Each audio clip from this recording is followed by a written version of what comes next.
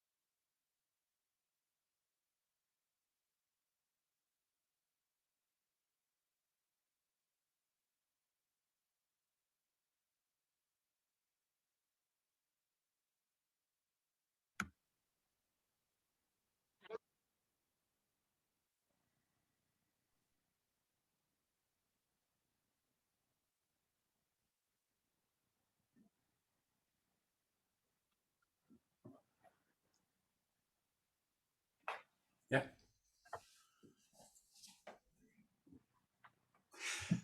Hello, everyone, and welcome to today's Canadian-Danish dialogue on clean energy collaboration. My name is Finn Mortensen, and I'm the Executive Director of State of Green, a public-private partnership tasked with fostering relations internationally and expanding the knowledge about Denmark's green transition. It gives me great pleasure to have you here today. We have the pleasure of organizing the event together with our colleagues from the Danish Trade Council in North America.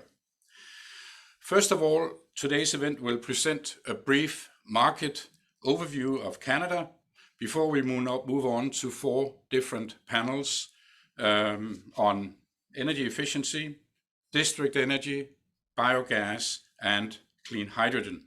But first of all, as I said, a few opening remarks. Our first speaker today is the Danish ambassador to Canada, Hanne Eskjær.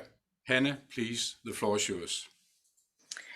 Thank you very much, Finn, and good morning and good afternoon to all participants, both from Canada and Denmark. As you heard, my name is Hanne Eskjær. I'm very happy. I've been ambassador of Denmark to Canada for a bit more than 2 years. I'm really happy to be able to open today's Canadian-Danish dialogue on clean energy collaboration. So welcome to all participants, but also to our speakers of the very interesting 4 panels we will have today. I know that we all share a vision and a wish to promote the green transition in both of our countries. And that takes both international cooperation and involvement of both private and public stakeholders to make real progress. And we have all that around our table today. It's one of the kind of highlights during the pandemic here for me in Canada as ambassador is to be part of a growing dialogue and cooperation between Natural Resources Canada and the Danish Energy Agency. We have met on a regular basis. It was kicked off by a meeting with the Canadian minister. And every time we meet, we develop and we identify really interesting, but also new areas of collaboration and of future dialogue. We have so much in common and we have common challenges to solve. So that's been one of the highlights. And today, I hope we will be able to further identify some similarities and areas of cooperation. And we would do that through the professional guidance of you, Finn Mortensen from State Green. Thank you for, it has been really great cooperating with you and your team on this event. And also, it will also be led by other good colleagues.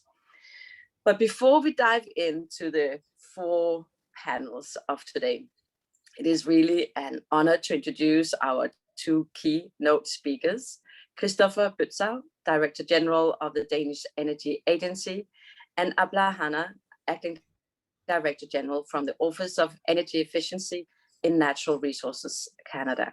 So now the floor is over to you, Christopher, and I wish all of you a wonderful dialogue and seminar. Thank you.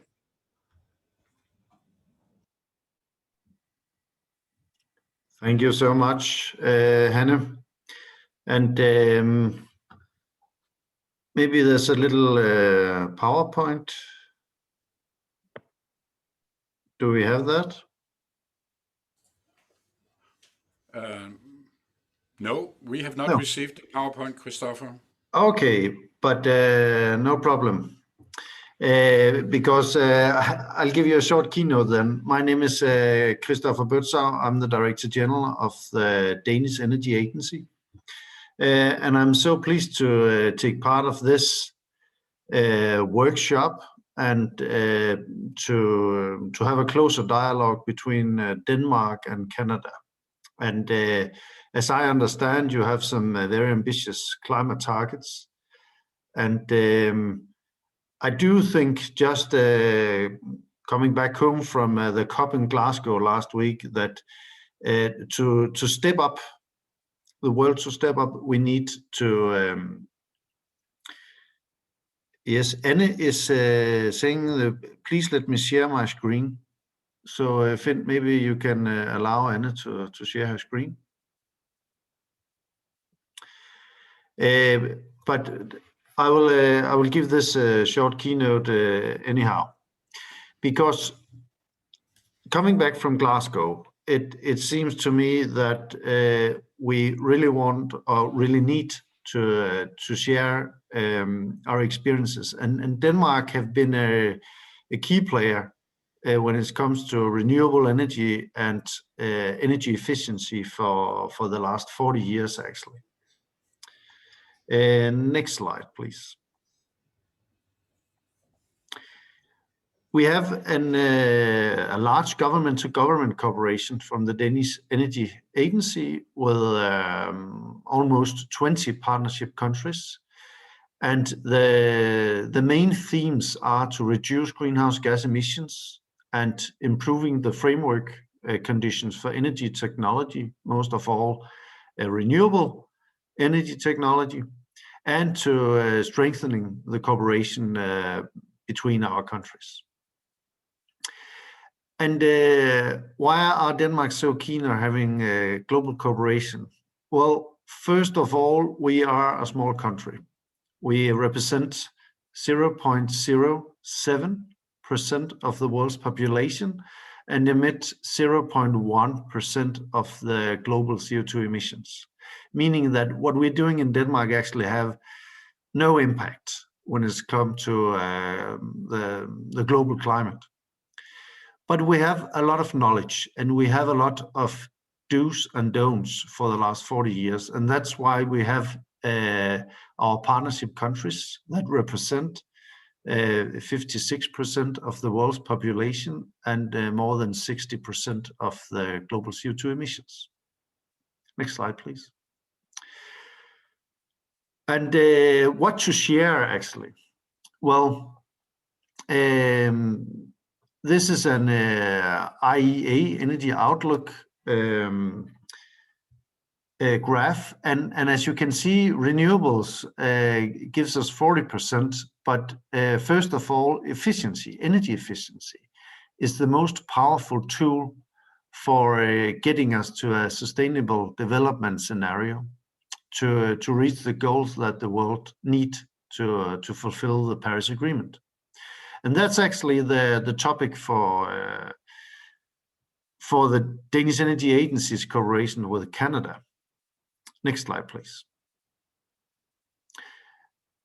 We have been up and running since 2020 in the middle of the COVID. The partnership is based on knowledge sharing and exchange of information. We have shared the Danish experiences within building codes, energy labeling schemes for buildings, heat pumps and decarbonization for buildings, renovation of existing buildings, finance, implementation of energy efficiency in public buildings, energy management, and collection and use of energy data and digitalization. And most of these themes we have been doing for decades now. So I do believe that we have some interesting knowledge to share, and that's actually why we're here. And then the last slide, that is, thank you so much, and I'm really looking into take part of this workshop. Thank you. Excellent. Thank you very much, Christopher. And now on to Abla, who was introduced before. Abla is the Director General, acting Director General of the Office of Energy Efficiency at the National Resources Canada. Abla, the floor is yours. Thank you, Finn, and thank you so much to the State of Green for organizing this event and to the Ambassador for letting us know about this opportunity and facilitating our participation. And Christopher, thank you for that quick overview. I think it really helps to set the stage for the conversation we will be having today, I hope. Natural Resources Canada plays a central role in Canada's transition to a low carbon economy. We support the adoption of clean technologies, and we promote a sustainable and competitive natural resources sector, which includes the energy sector. We are also very conscious of the resource workers in the transition and the importance of advancing reconciliation and partnerships with our Indigenous communities in Canada. I am very pleased to be here and share a little bit about what we do in the Office of Energy Efficiency and a little bit about what the energy efficiency sector looks like in Canada.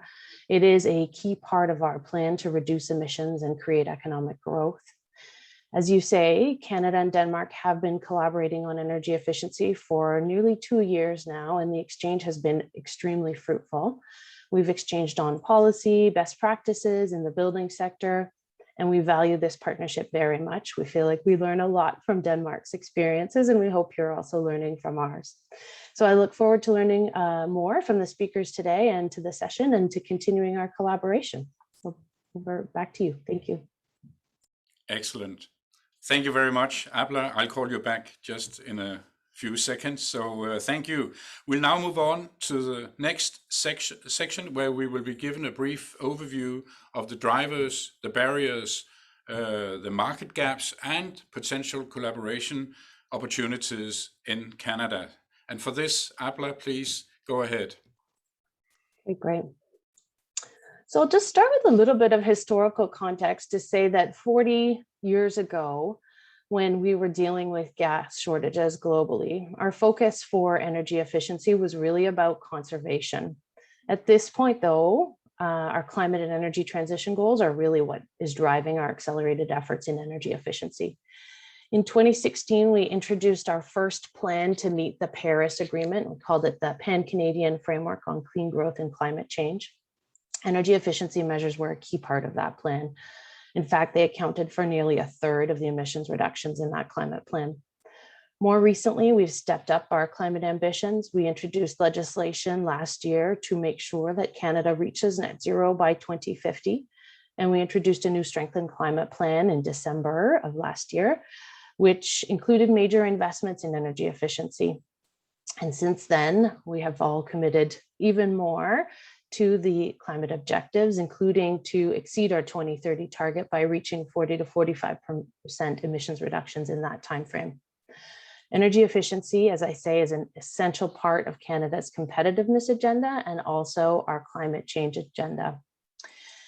It has also other synergies with other climate measures such as carbon pricing, net zero legislation I mentioned, and the decarbonization of industries.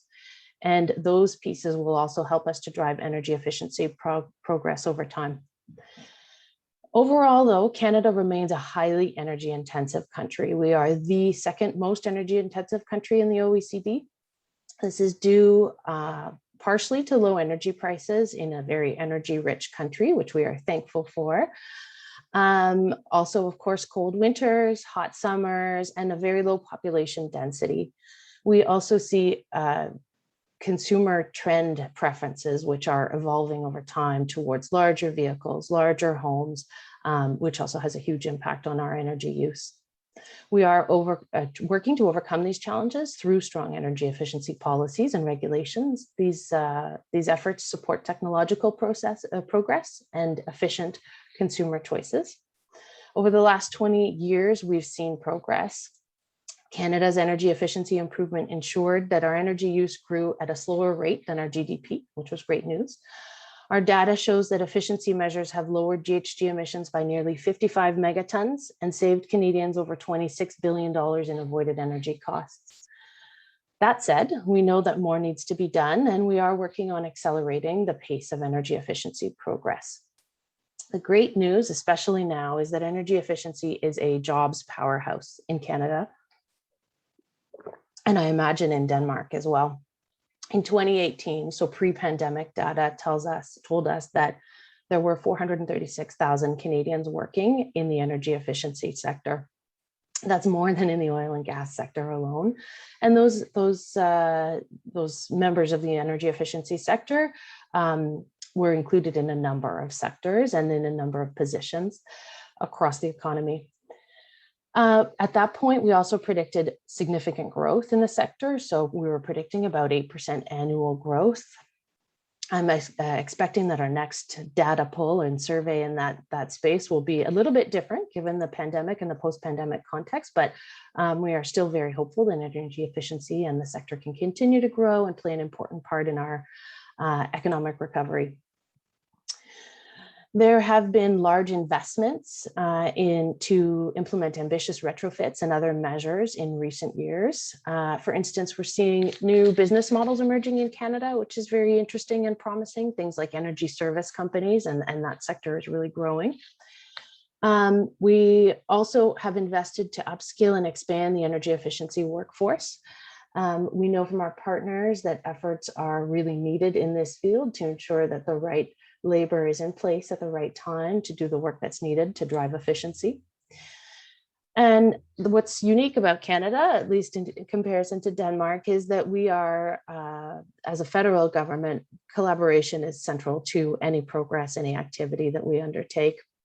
As a federation, we really need to work with other levels of government within Canada to drive energy efficiency, and we benefit from also international collaboration, of course, like this.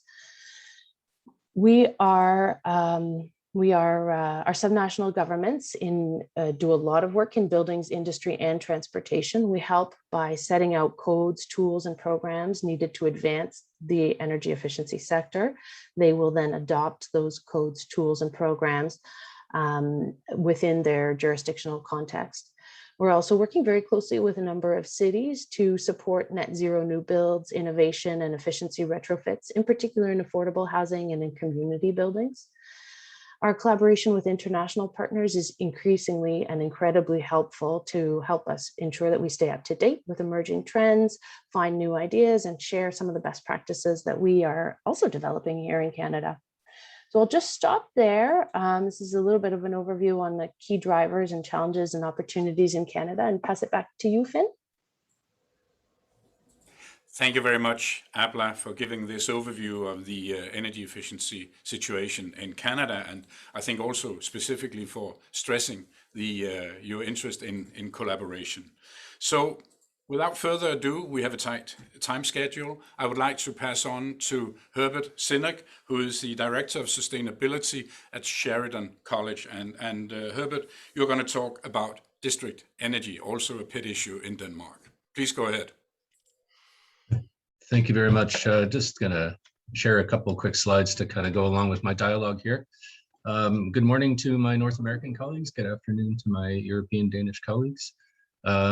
Really happy to be part of today's discussion. This is a very important opportunity for our countries. Sheridan's had a particularly active role in a variety of community and institutional energy transformation projects. And, as a result, I was asked today to speak to drivers, barriers, market gaps, collaboration opportunities around district energy. And I'm going to treat the topic generally. I want to leave room for more of the specifics as we come to the later session. So starting with the drivers, we've already heard quite a bit of this. The federal government's made very significant commitments to combating climate change, including the aggressive carbon pricing via the carbon tax and the federal fuel surcharge. Each of the provinces and territories has engaged with the federal mandate to a greater or lesser extent, but there is also within Canada significant public pressure for climate action. There was an Ipsos poll done of 1,500 Canadians in August. 77% of those surveyed said the country has to do more to reverse the effects of climate change. Many areas of Canada are experiencing significant population growth, and with that community growth, there is desire to build better, particularly when there's urbanizing happening. And there are a number of community climate plans already existing or in development. When a survey was done by a group called Quest in 2015, they found about 200. At this point, I think we're probably double or triple those. So there are a lot of plans on the ground in communities. So there really isn't a question on the motivation here. Our conversation can move on from, climate change is a concern, climate change is real. Canadians get it.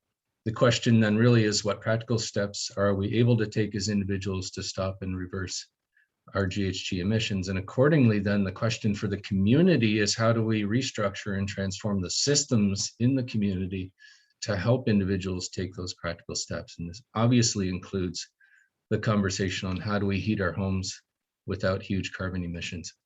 And when we turn our discussion over to barriers, it's really worth noting that in very few instances are the level of change and transformation that are contemplated in all of the planning actually being realized. The train's off the track, and the question's why.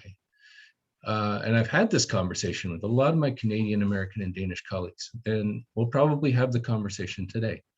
If I'm thinking about this from a 50,000 foot level in the Canadian, North American context, where I'm painting with a broad brush, there seems to be a belief that we're dealing with a technology that maybe it's heat pumps or it's district energy. And if we find the right technology, it unlocks the whole thing.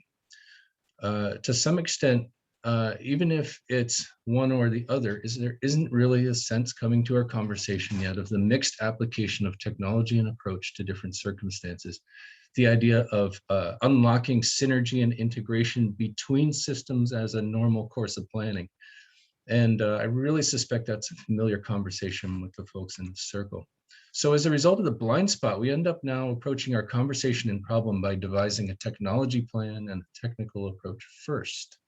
So we postulate what's inside this black box. We begin building our plans around that or those, only really learn later that we're stuck on implementation. So this means we haven't taken a serious and sober look at the boundary conditions of the community, meaning we likely haven't answered what else should be done first.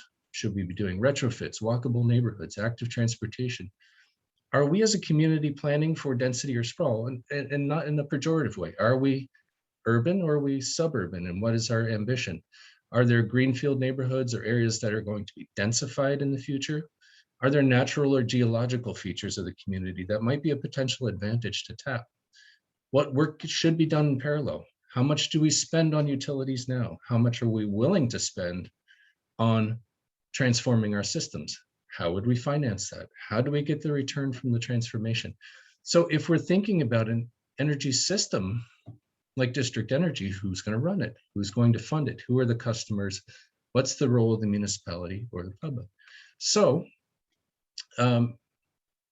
with this flipped, we look at the 200 or so, probably double Canadian plans. Most will end up looking a bit like a wish list. We've got approaches, we've got interventions, we put stuff in the box, but we either then haven't put technical detail or otherwise into how those plans get implemented, or we've gone very deeply technical, but we haven't brought along structuring the enterprise, governance, accessing capital, and addressing some significant market gaps. So supply chain, getting our prices normalized for products and services that feed this energy transformation.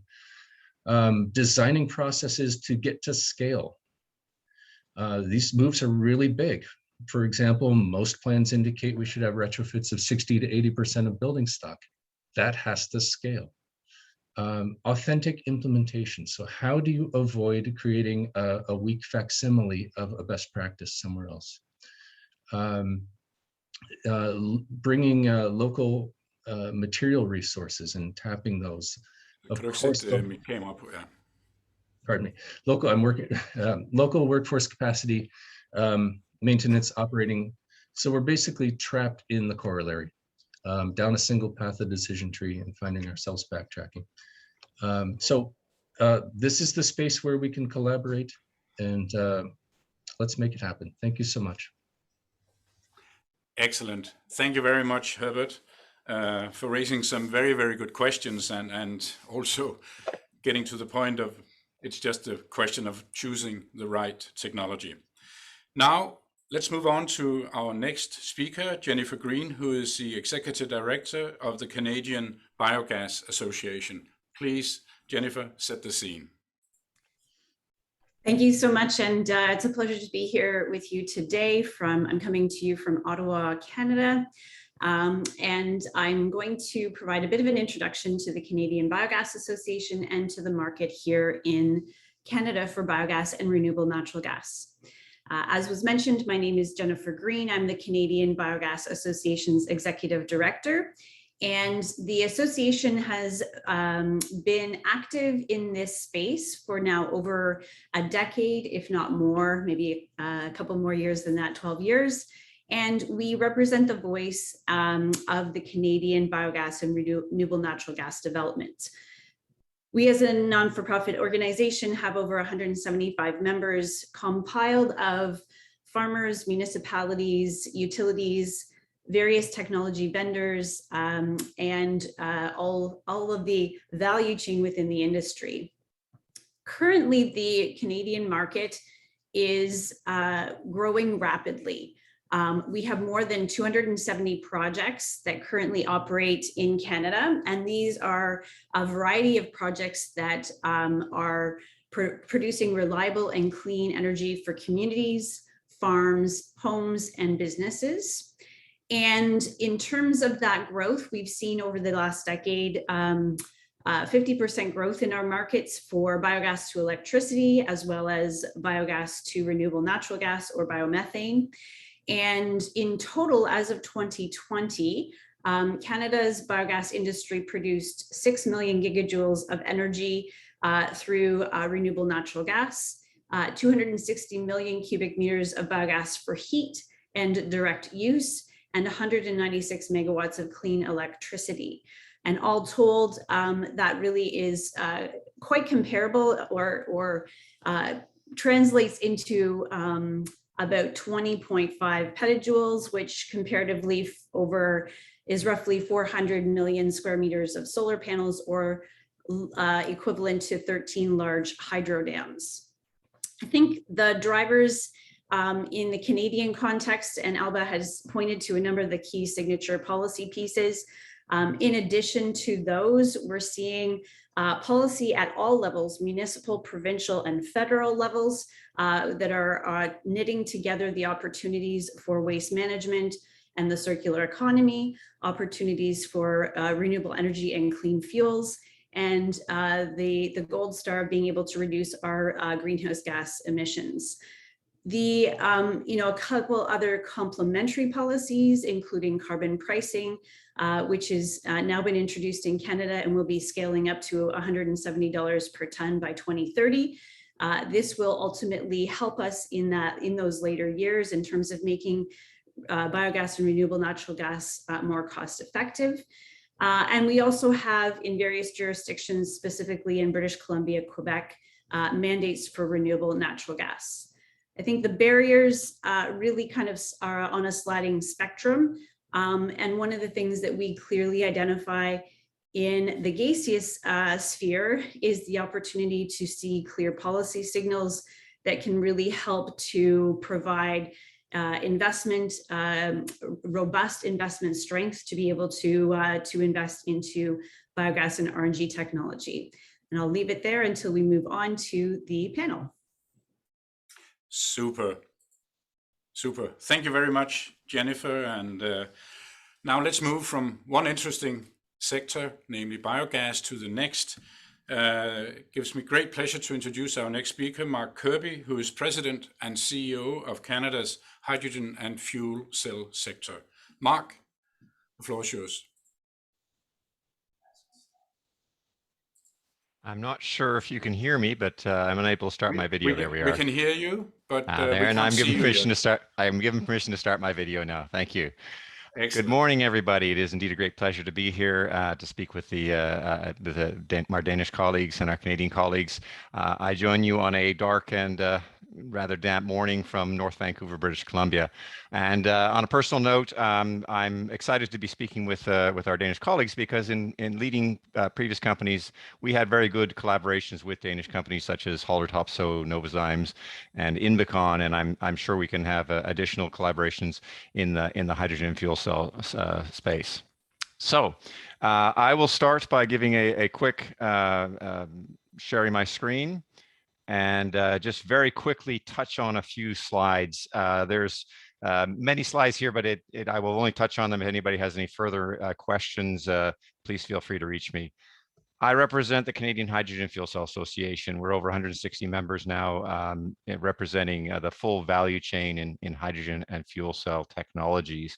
And I think it's pretty accepted now globally, and certainly in Europe and in Northern Europe, that we need a mix of technologies to decarbonize our economy, but that hydrogen will play a key part in that. It's part of a net zero future. It's very useful for decarbonizing key challenging sectors like transportation, steel, and building heat, and for energy storage and management. So it's essential, and it's also really a big business opportunity. Canada has some strengths in this area. We've been playing in the hydrogen space for many years. We're a leading producer. We have expertise in hydrogen and fuel cell technologies and electrolyzers, and we have projects that are taking place across the country. We also have a very supportive government. NRCan has launched the Hydrogen Strategy for Canada, and that's backed with significant policy to help in encouraging the business case for hydrogen technologies and in funding that can be applied to hydrogen projects. So that is a nice advantage that we have at this stage. And we also, as mentioned, have this extremely capable hydrogen and fuel cell sector that actually does most of its business overseas. So it is really, we are a trading company and country, and we look forward to working with partners around the world. We have a cluster on electrolysis centered in Ontario, and I won't go into the details on that. We also have a PEM fuel cell cluster, which we're renowned for being really the home of the PEM fuel cell. That's centered in Vancouver and has many leading companies in it. We are participating in fuel cell projects around the world.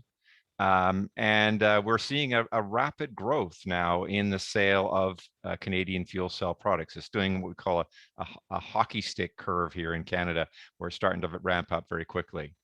We have hydrogen fueling station experience, having started over a decade ago with a full commercial bus fleet in Vancouver, and now deploying light duty stations concentrated in BC and in Quebec in Canada, and with heavy duty stations going in place as well. And we have the advantage of, because we have our abundant energy resources, we can make low-cost clean hydrogen from a range of sources. We have the wind, hydro, biomass, nuclear, and fossil fuel capabilities.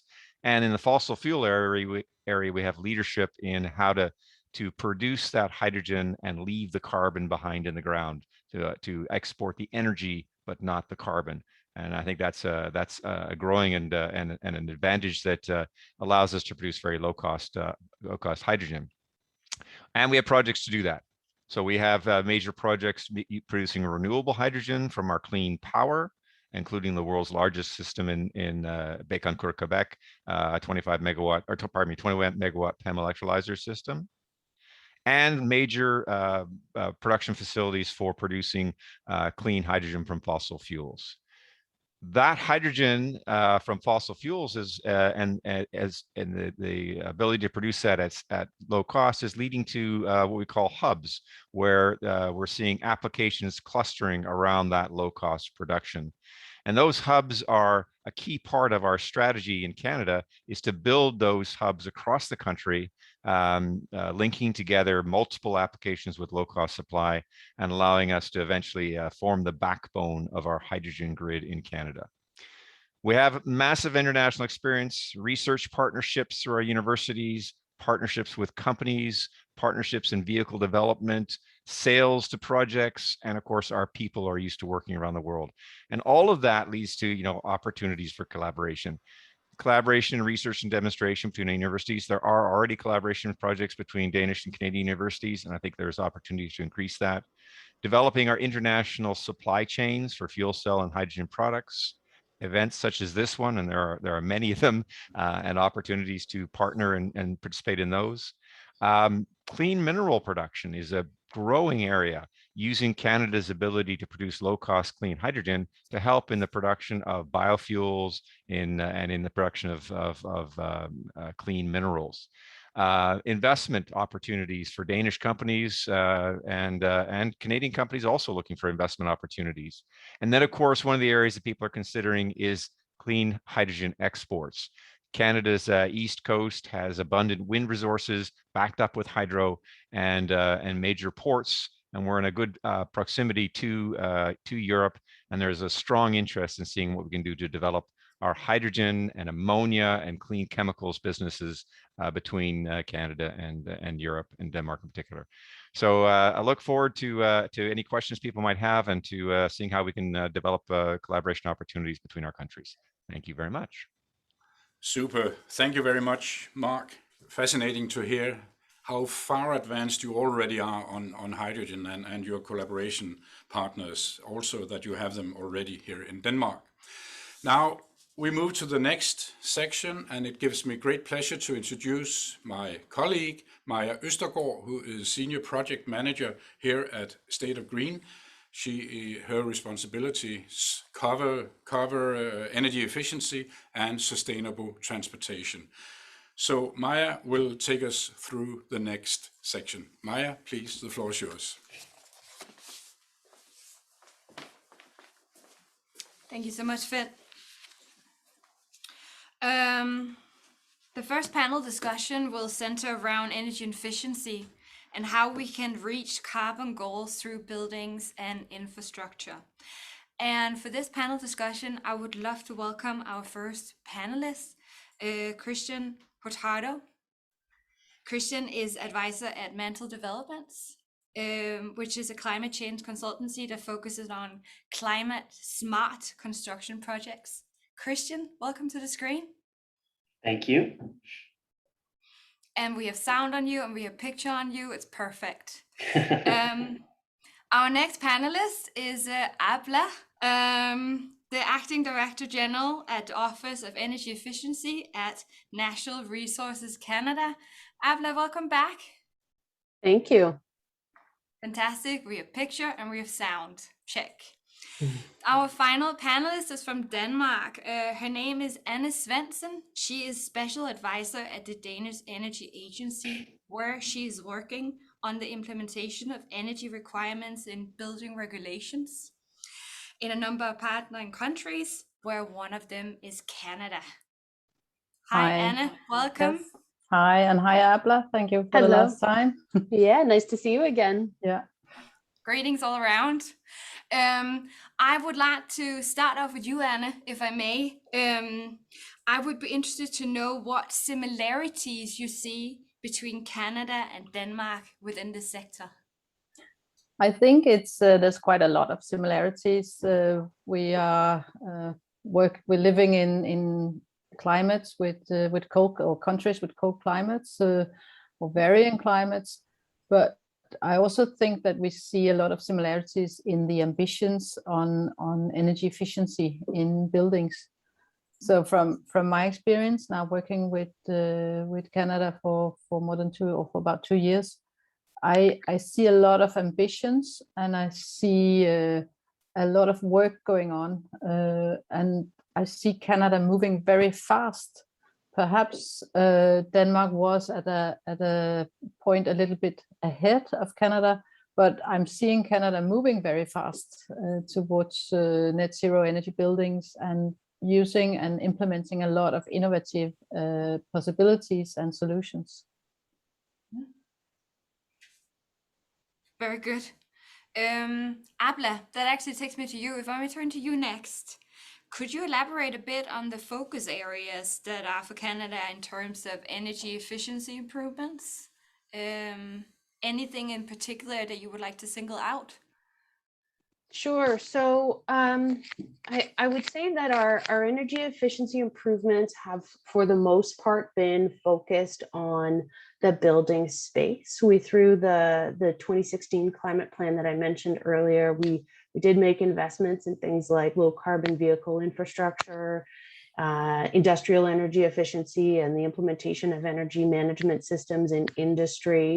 But our big focus from a technology development and investment perspective has been around buildings and the equipment within those buildings. So trying to draw on regulatory levers to advance higher performance in buildings in the equipment space, but then also building codes. We've spent a lot of time and effort over the last number of years building out what we think are ambitious building codes. I'm very excited that very early next year, we will be publishing our first tiered building code in Canada, where that highest tier will be net zero energy ready.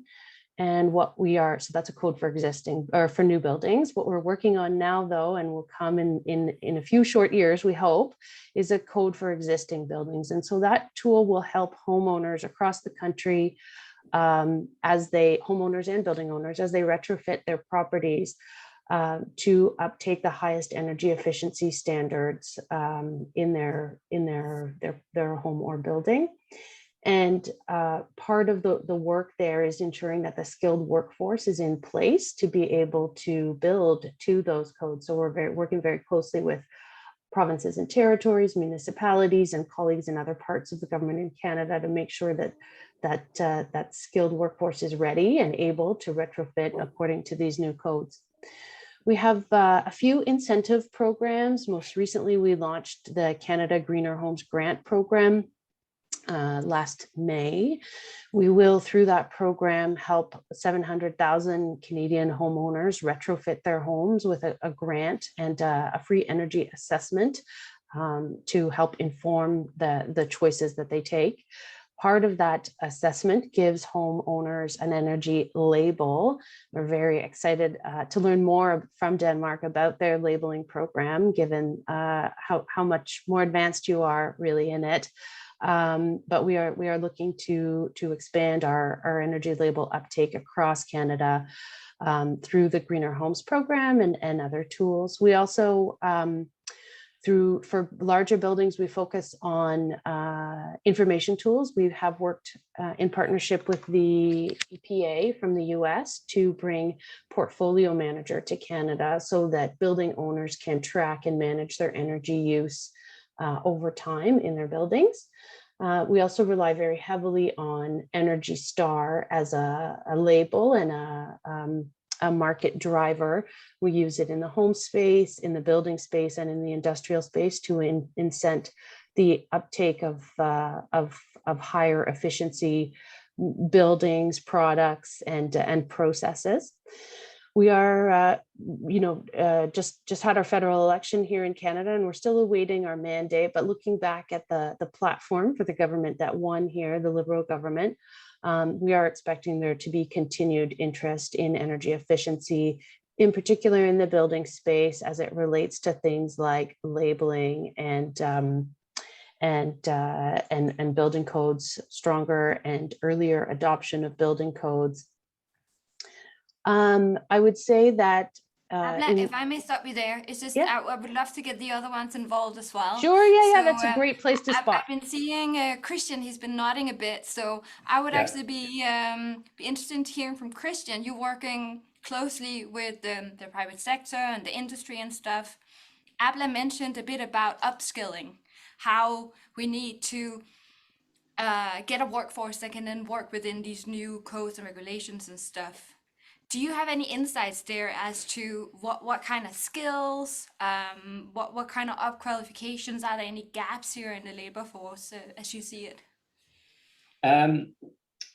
Gaps in the labor force. I mean, I guess I would say that the conversation around energy efficiency has very much been dominated by buildings. And that's why I was nodding very aggressively when Abla mentioned at the very beginning that the talk is always around buildings. And I mean, that makes sense, right? It's a good place to start, but I appreciate that this section, I guess, in this panel that we're talking about energy efficiency in buildings and infrastructure. And I feel like the infrastructure piece often gets glossed over. When it comes to infrastructure, I mean, this was also even shown in Christopher's slide, his opening slide in his opening keynote, where he showed the areas of collaboration between Canada and Denmark on energy efficiency. I'm not trying to criticize anything, but I don't think I saw the word infrastructure on there. So, you know, this is very much dominated by buildings. When we're talking about infrastructure, I think there's tremendous opportunity for energy efficiency in a few areas. One of which is kind of surprising, is you don't hear a lot of talk about energy efficiency in energy generation infrastructure. You know, you've got the electricity sector. Of course, you have your generators, but you also have transmission and distribution lines. You have substations, you have transformers, and all of these involve buildings. They involve poles and wires that could be potentially upgraded to introduce more energy efficiency. And by doing that, you're reducing costs, you're increasing the end result of delivering more energy through this infrastructure. So that's one potentially missed area. Of course, in different provinces in Canada, it varies whether that would fall into the private sector or the public sector. But you've also got opportunities with infrastructure in telecoms, for example. I think this is something that often doesn't get talked about. And we're seeing huge growth in telecoms networks and infrastructure across Canada, especially as Indigenous reconciliation advances, and we're trying to get more of these systems in place in remote Indigenous communities across the country. Perhaps there's opportunities to engage more energy efficiency there. And again, drawing back to Christopher's opening slide about the IEA's World Energy Outlook report, energy efficiency is probably the lowest cost and the most impactful way that we can deliver these types of energy savings. So I think this needs to be a necessary part of the conversation. With that said, I know I've talked a bunch about infrastructure. I want to make sure it was addressed, but of course, the building space, there's tremendous opportunity here. I think in the private sector, we're seeing a lot of attraction here, especially as it comes to leveraging energy efficiency in tandem with other technologies like smart technologies. You're seeing, Abla talked about appliances inside of buildings that are becoming more energy efficient. We're seeing smart appliances. We're seeing microgrids and smart grid controllers getting put into buildings to help optimize energy consumption and efficiency across the board. So that's something that's gaining a lot of traction across the country. And I will admit, I'm based in Toronto, Canada, so I'm very much biased to Southwestern Ontario, but we're seeing companies like Peak Power, Opus One, NR Store. These are all kind of smart energy companies that are delivering on the energy services industry that Abla also mentioned earlier.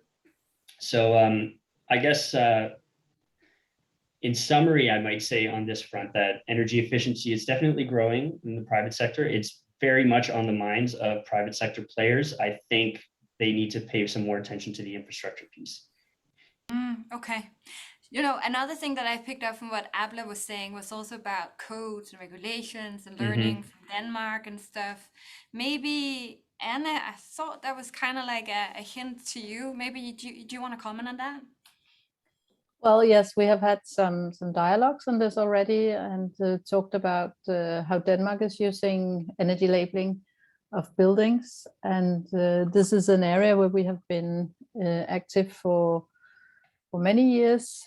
So this means that we have a system working for the energy labeling, and we have tried to take it the step further, not just to have like a document for each building, but being able to generate data from these energy labels, so that the building owners that have like a portfolio of buildings, like a municipality or large building owners, can use the data in sort of a much more active way, thinking ahead, what can all these data be used for, where should I prioritize my where should I put the energy into doing something. So you can put out a lot of information from these. It's not just a paper saying the performance of a specific building, but it's information and data that can be used proactively also.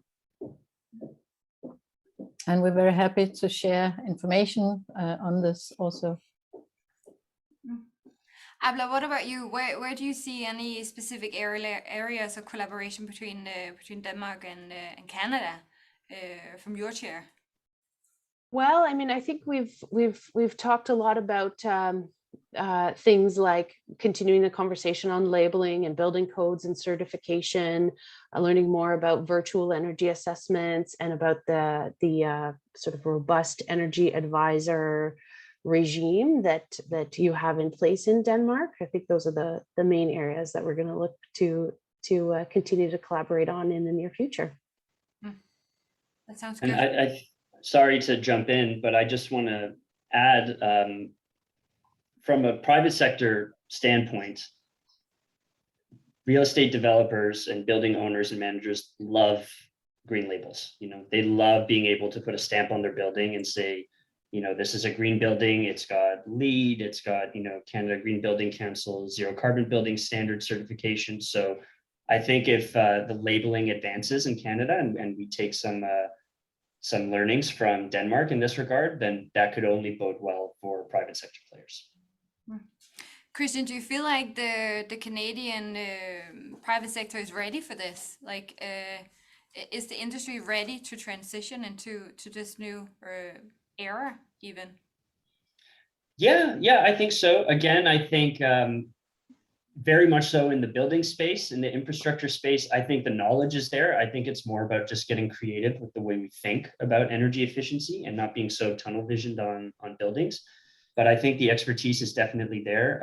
I believe Abla has more insight into the labor force than I do, but I was, you know, in preparation for this talk, I was looking into some Energy Efficiency Canada reports, and they've talked about the tremendous job potential for energy efficiency across Canada. I think it was something like 118,000 jobs annually could be created by the energy efficiency focus of the Pan-Canadian framework on clean growth and climate change. So, and that's up to 2030. Again, as Abla pointed out, pre-pandemic, so this might change, but there's tremendous knowledge and there's tremendous opportunity here. I think one area where the private sector could expand their horizons a little bit and get a little more prepared is, again, by being more creative about the way we think about energy efficiency. And when we're looking at buildings, one area that's growing a lot on the minds of real estate owners and developers is life cycle assessment and embodied carbon. And so I think taking that approach of looking at the entire life cycle of a building and saying, okay, our building is efficient, right? We have LED lights, we've got triple glazed windows, high efficiency insulation, high efficiency heat pumps, fantastic. The building itself is efficient. We're reducing our operational emissions. Let's look at the whole life cycle of the building. Are all of the stages of the life cycle efficient? The manufacturing of the materials, transportation of the materials to and from construction sites and different stages of the manufacturing process. If we look at employing energy efficiency in all of these stages, we can drastically reduce emissions. And I think at the end of the day, what we're all really talking about for this entire conversation this morning is how are we going to deploy these different approaches and technologies to reduce emissions. So I know that was kind of a whirlwind way of me saying, yes, I think the private sector is ready. I just think we need to be a little more creative and open-minded with how we envision employing energy efficiency. Very good. Thank you, Christian. I've seen Anna marking a couple of times. At least I saw your pen coming up there. Any remarks from you there? Yeah, thank you. I very much agree. Christian, that we really need innovative approaches and ways to go about it. So that was one thing. The other thing is to say that Denmark is actually working on our revision for the next building code. Our building code is revised every 5 years. And the next one coming in 2023 will include requirements on life cycle cost analysis and life cycle costs. Yeah, so it's actually coming, and we have said there is a fixed target that a building should not exceed a certain amount of CO2 emission, kilo CO2 emission per square meter per year in the total lifetime, including materials, production, and operation of the building. We don't have a demolition of the building yet, but I guess that's probably also going to be included at some point. So from 2023, all new buildings have to document that they are within this threshold, and it's been agreed by law. The details are not complete yet, but also by law it has been agreed that within 2 years this threshold will then be reduced. For the first for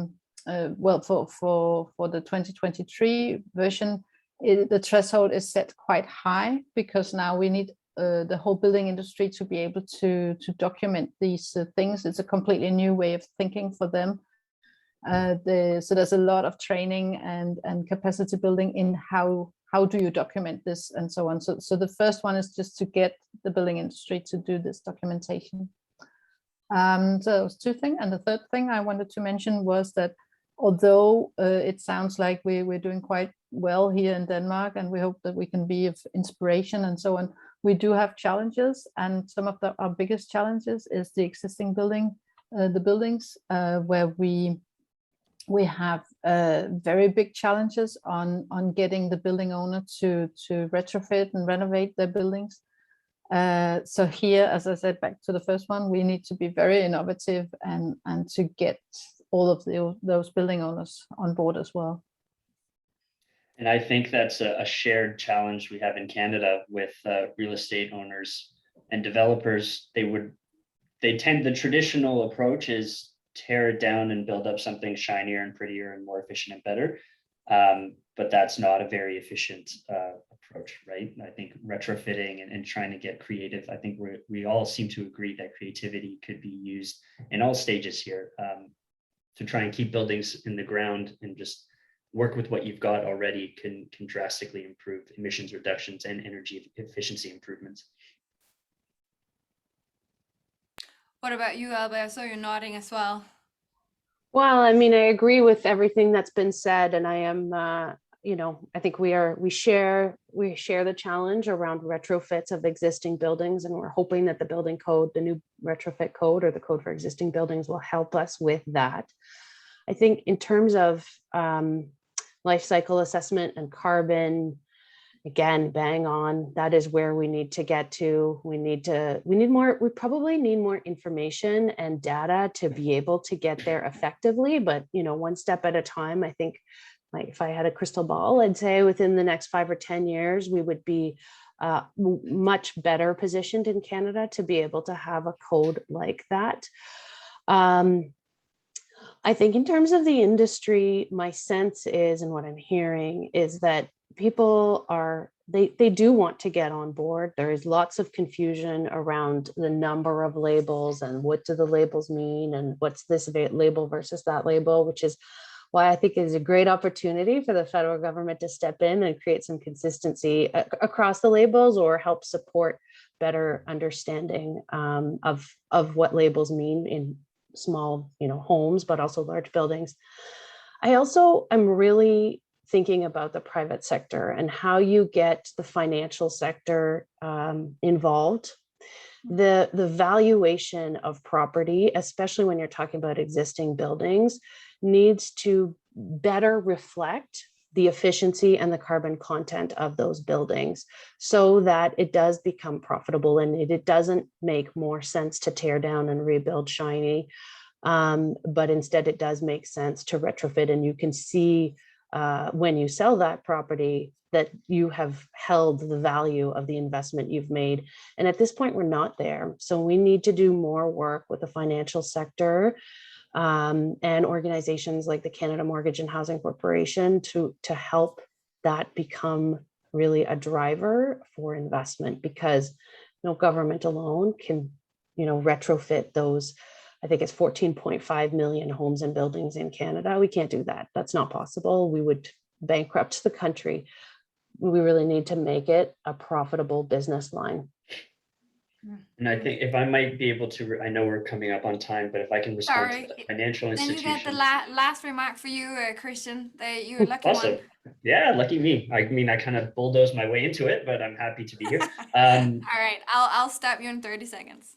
Okay, well, I was just going to say that we have seen firsthand developers coming directly to us because they need to, conduct an LCA on a building, either a new build or an existing building, because they're being pushed to do so by their investors, by financial institutions. And this is a direct result. It's a bit of a tangent here, but it's a direct result of the Task Force on Climate-Related Financial Disclosure and growing calls from governments and institutional investors across the world saying, adopting this framework and saying that we need to see more disclosure and knowledge sharing and information and reporting around climate action and carbon emissions reductions from all sectors. And so when investors are adopting this, the banks are then going to whoever they're giving loans to develop, saying, we just signed on to the TCFD, so that means you have to do something about climate. And the developers are saying, oh shit, okay, well, I guess we have to do an LCA then. And then they come to us with that. So it's happening slowly. The momentum is building. I would like to see it move faster, but something is better than nothing.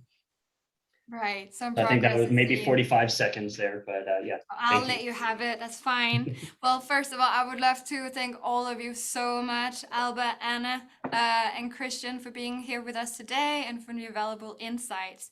We do need to move on to the next panel discussion. So for this next one, I would like to welcome my colleague, Henrik. He is Senior Project Manager for District Heating, District Energy, and Biogas, and he will be moderating the 2 next sessions. Henrik, the floor is yours. Thank you very much, Maya, and thank you to all of the speakers we have had with us so far. An additional thank you to the attendees that we have with us. I think it's a great occasion that we have here today, fostering the relationship between Denmark and Canada. Now, moving on to not something any less interesting of what we have already heard about. Maya went through how we can sustain energy within our spaces and in our building mass. Now, we'll learn a little bit about how we can supply and deliver that energy to the building mass, namely through district energy. District energy is essentially the value creation of supplying heating and cooling collectively instead of individually, as well as how energy that has no or very little value in one place can become highly valuable by being distributed to a place where it's needed. Fortunately, I won't be alone in going through all of this. I have some bright minds with me here, and I'll introduce you a little along the way, but starting with you, Herb.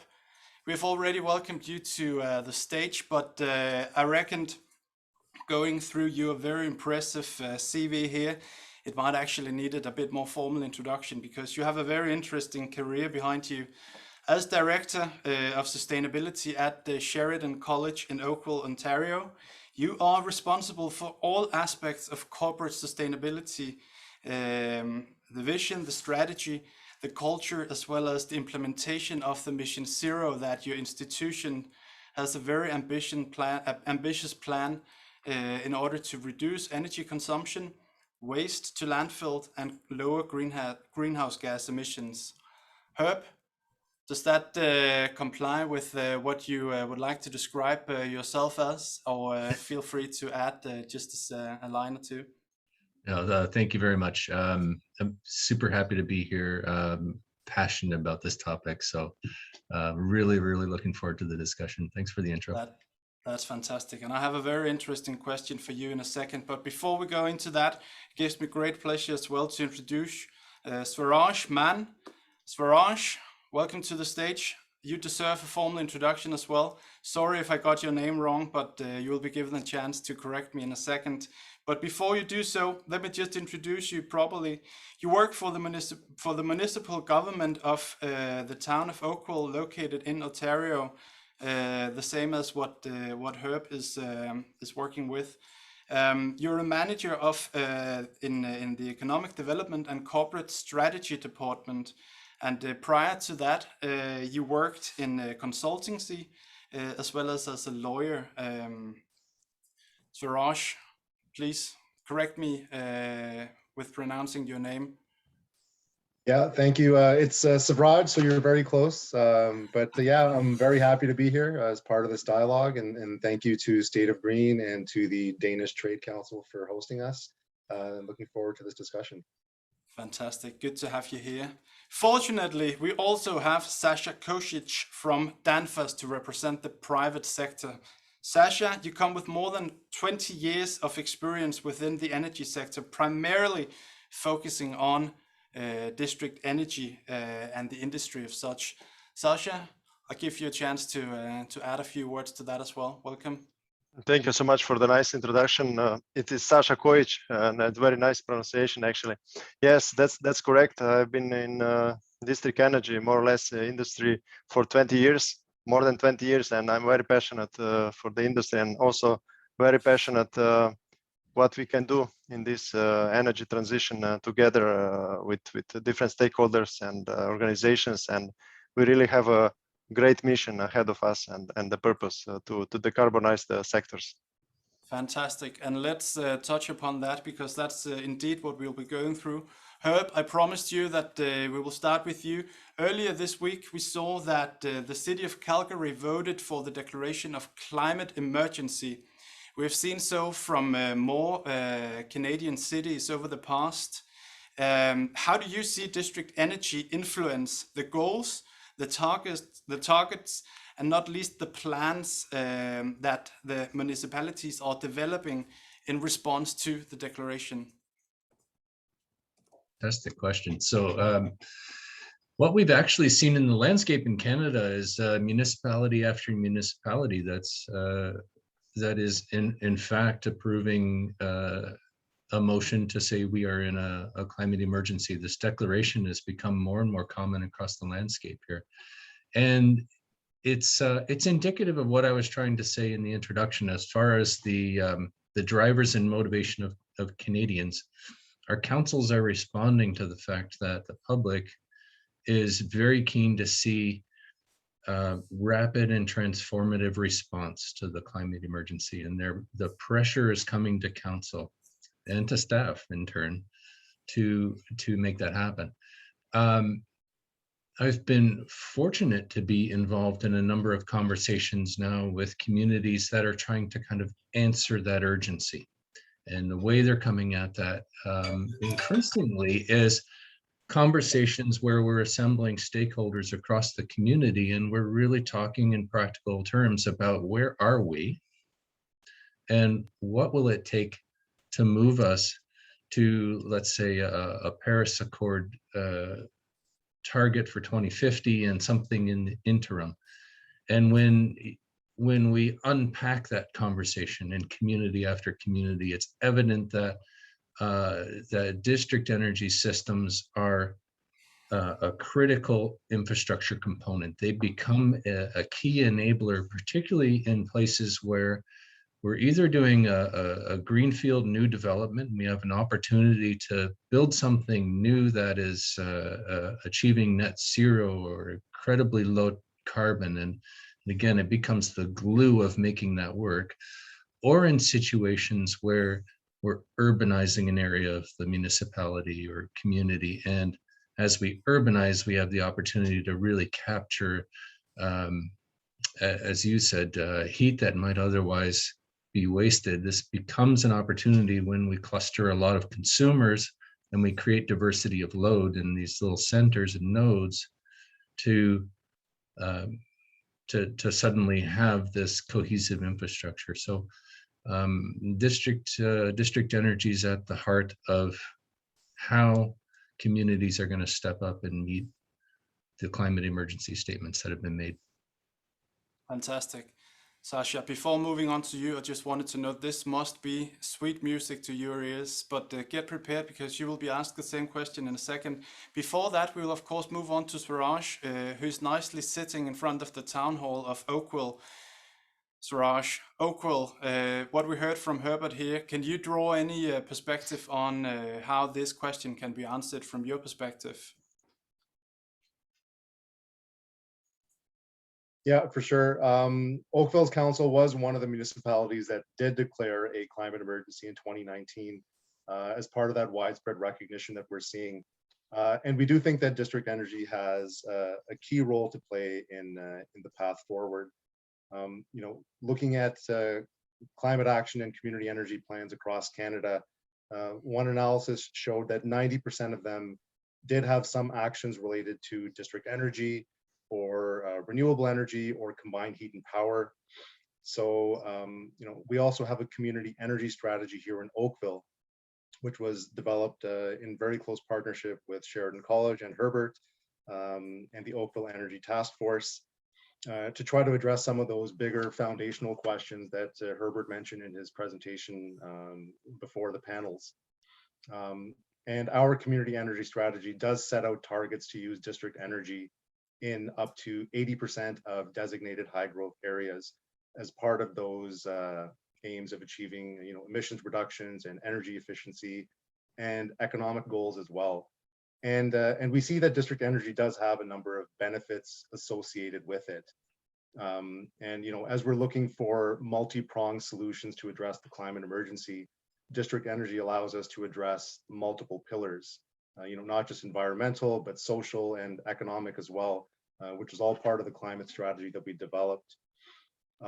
Because the underlying approach for district energy is one it's based on being flexible and adaptive to future technology. So it's a potential solution for communities that does make a lot of sense. And we think that municipalities are well positioned to enable the development of district energy in a few different ways. That could be either directly developing the infrastructure, creating the right policies and framework, establishing the right governance structure. But there's also challenges related to implementation, how to best build that in a way that can be scaled and build on best practices from other places, including Denmark. So that's kind of our initial sense of how district energy can help address some of the actions stemming from these climate emergency declarations. Fantastic. Thank you so much for that. Having heard about how district energy can pave the way in order to influence and to aid us through this climate crisis that we're in now, Sasha, how do you see it from your perspective, and as well, of course, from the private sector being represented via Danfoss? You have anything to add on that? Yeah, sure, of course. Thank you very much for the opportunity. So I could very much relate to what the gentleman said before, and I could also build something upon this. We see that district energy is definitely a technology that can drive energy transition away from fossil fuels. But of course, prerequisite is, and that already was said during one of the panels today, that the energy efficiency needs to be in place. So it means that we can create much more with less energy, so we can reach out to more networks, more end users, more consumers with less energy. This is all about energy efficiency.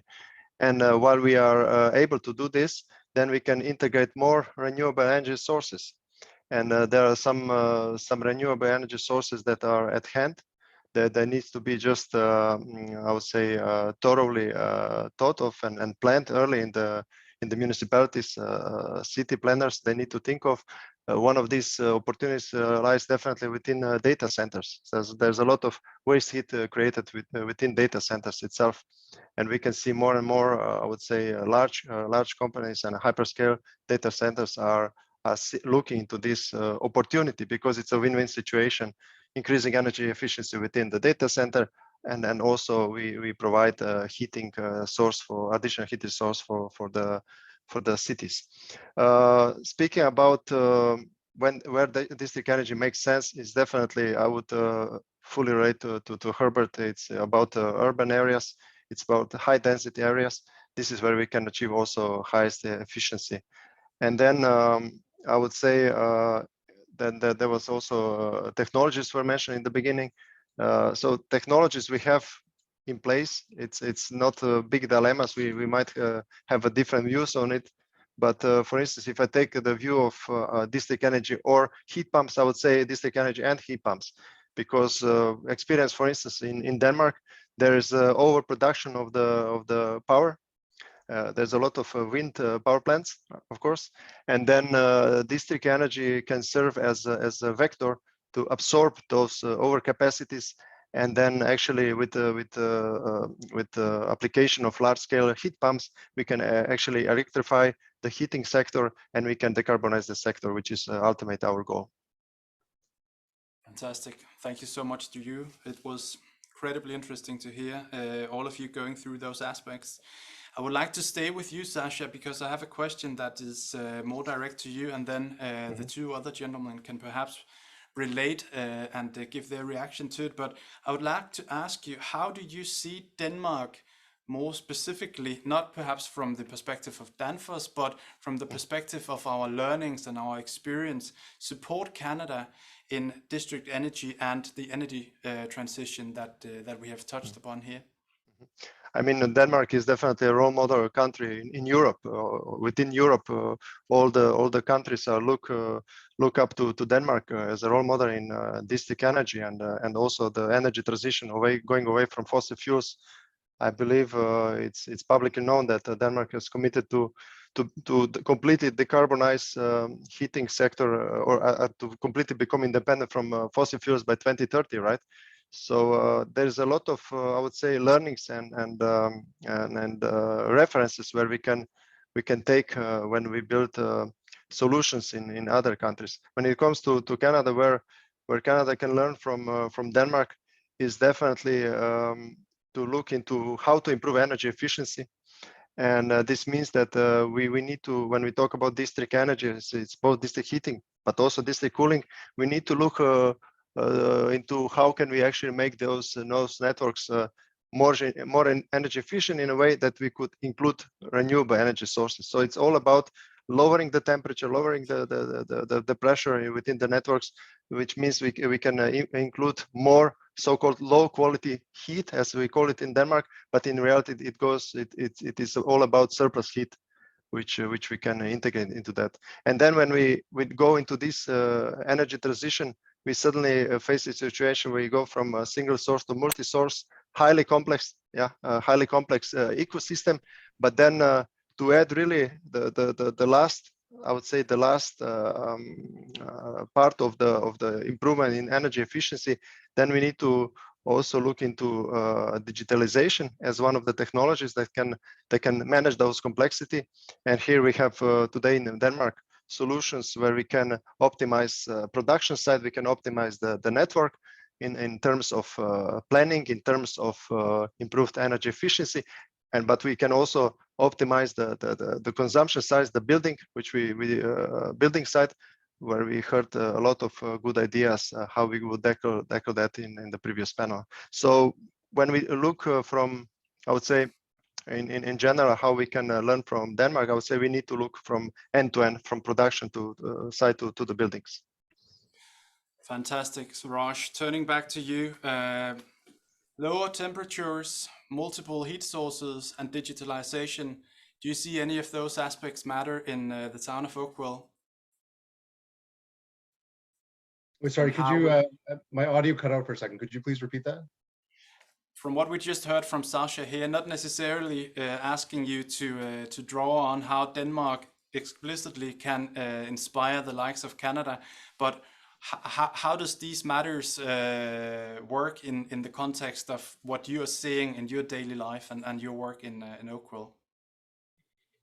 Yeah, so Denmark is one of the leaders in this space and has been for many decades. And one of the beliefs that Oakville took in developing our community energy strategy was not to be limited to just Ontario or Canadian best practice. And that's why we wanted to understand what's happening globally and how we can take those experiences into account and learn from other countries. So we're really pleased to collaborate with the Consulate of Denmark over the last couple of years to support our implementation of our community energy strategy and to investigate opportunities here in Oakville. And I think we've had some success with that type of collaboration too. There was the 2020 Nordic Hackathon where the development community in Oakville and local and Danish leaders thought of ideas to design a low carbon community here in Oakville. And partly as a result of that work, the developer is putting in geo-exchange on the development and looking at opportunities to expand that further too. And we're also hoping to plan a delegation to Denmark in early 2022, which will give our leadership an opportunity to see firsthand how scaled district energy is working there and kind of better appreciate its benefits. But yeah, we think that to have a more informed and advanced conversation, the key is to kind of deepen the understanding between, and across stakeholders, especially because development here in Oakville is happening very quickly. We're looking to expand our population significantly over the next 20 years by about 85,000 people. For a community of about 215,000 people, that's a big shift. So as we densify, there's a lot that we can learn from a country like Denmark that is so energy efficient, and we look forward to continuing to do so. Fantastic, and we'd be more than happy to welcome you here. By all means, reach out both to State of Green and to our good colleagues at the embassy if we can help you on this regard here. We'd be happy to welcome you here. Herbert, is there anything you'd like to add? We've heard about the fierce development going on in Oakville. I'm sure you have something to top up. For certain. So I was highlighting two areas that I think are really important for collaboration and trying to unpack that with my statement on the barriers. There are two areas where I think the collaboration can be very effective and where Denmark's leadership will translate very nicely into Canadian practice. The first is the idea of process.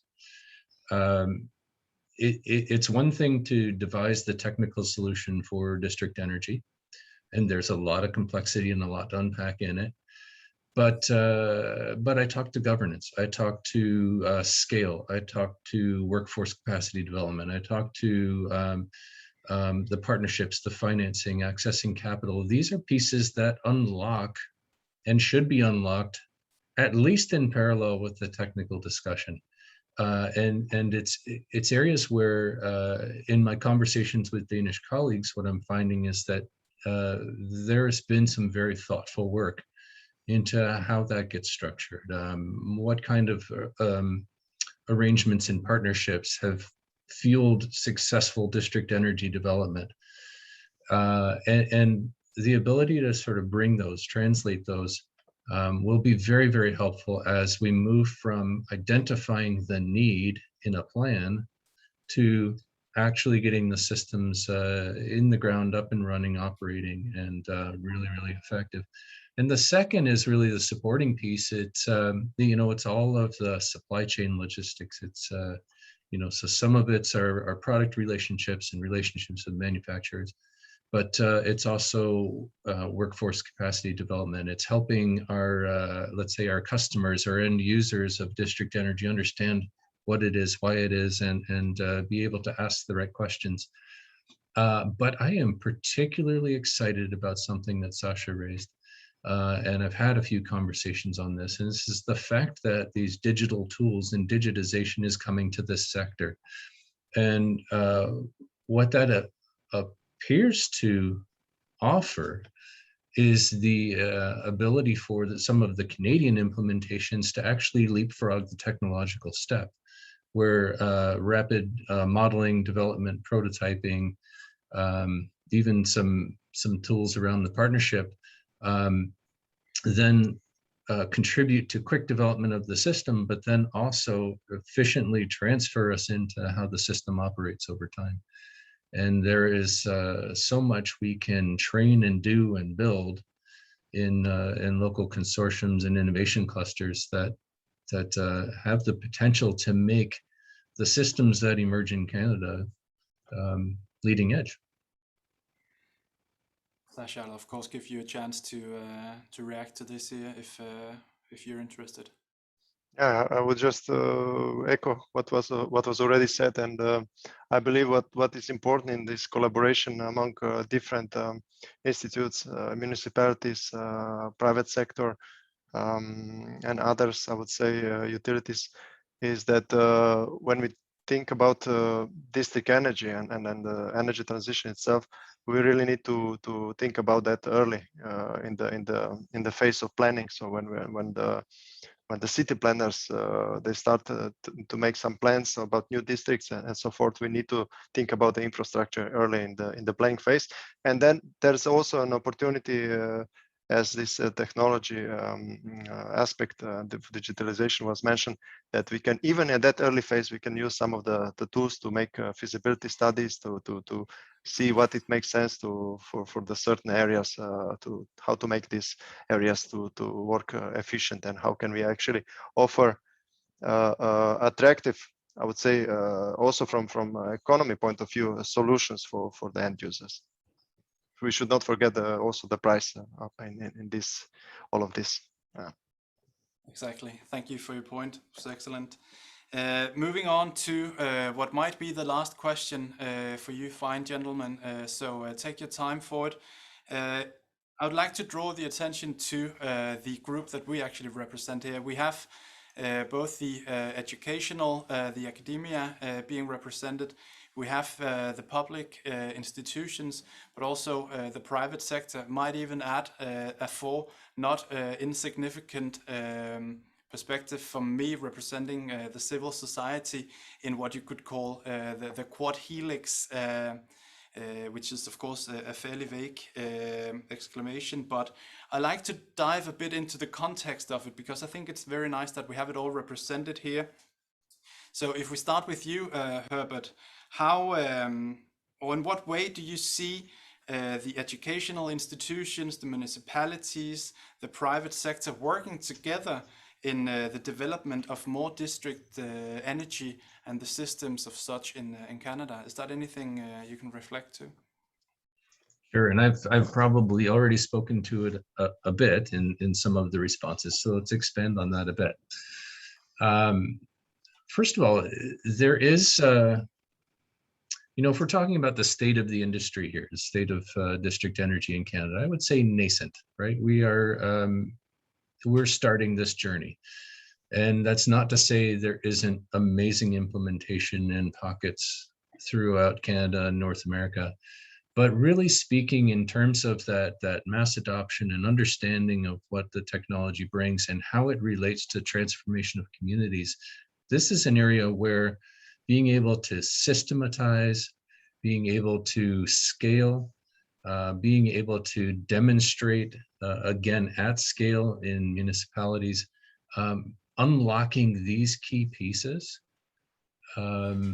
becomes part of how this technology gets more easily adopted in community after community that's looking for it to happen.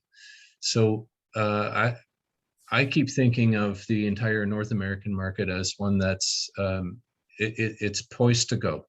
There's so much opportunity here, but this conversation starts with the very collaboration you mentioned.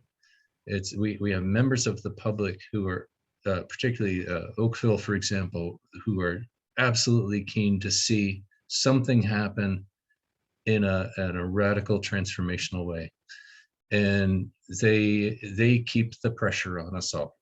They keep the conversation there, they keep it front and center, and they're asking constantly, so where are we at? How are we getting there? Our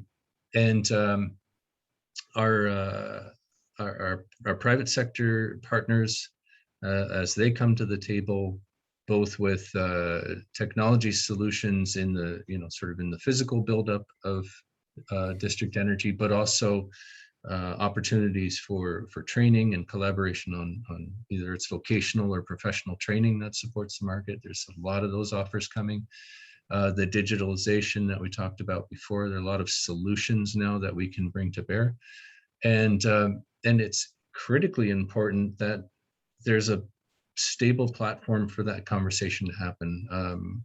Oakville has been an amazing partner in the sense of their willingness to engage in conversations like this and willingness to engage with multiple partners and essentially figure out how do we move this forward in the best way possible. So I look at where we are as this confluence of partners and an opportunity and an engaged public. And I think when this ignites, it becomes the the basis for this conversation that's going to unlock North America. That's how I see it. We're right there. Thank you so much. Thank you so much. Swaraj, you've basically been asked to engage in this conversation here by Herbert. Do you have anything that you would like to add on top of what he said here? Yeah, just to build on what Herbert said, there's no doubt that district energy requires coordination to be successful. And the municipal role there kind of depends on how much control the municipality wants and how much risk it's willing to assume as well, because this is a newer area. Like Herbert mentioned, this is more nascent than anything, and it's not business as usual. And right now, municipalities don't have the power to mandate connection here in Ontario. So as a municipality, we need to find, sort of creative methods to encourage a developer to connect, like green development standards, for instance, because we know that developers generally focus on their building or buildings. It may be outside their purview to, fully appreciate the neighborhood or community level kind of impacts. So no matter what, the town has an important role to play. And we've been finding that coordination is key, including from upper tier municipalities, because we are a 2-tier municipality. There's a higher level one as well, to identify waste heat capture opportunities and leverage existing infrastructure, like, water intake pipes or, wastewater heat recovery. So, it really is all about that collaboration and coordination, because you're looking at modular systems on a district level. Thank you very much. Sasha, the last word is yours. 30 seconds. I won't ask you exactly the same question, but instead, we've heard a lot of ground being paved for potential collaboration. But what do you see as the biggest opportunity in the transition that Canada is undergoing from what we have learned here, from your perspective? I would say I see in the three levels. Opportunities, how we would do it in this collaboration is a kind of a platform. It's a key for this to succeed. So number one, education, awareness. We have district heating, district energy academies available, and we can educate students. And there are also some summer schools available which are dedicated for this, where we can have a exchange of senior people from the industry, and then educating young professionals to become the leaders in the industry. The number two, institutes. We have a cooperation with some of the institutes where they build a state-of-art, most modern, I would say, labs of district heating, like low temperature district heating, where they can invite the private sector to provide technologies, and this would be tested, and then it would be shown as a reference to whoever would be interested in the latest development in district energy. And number three, I would say, build prototypes.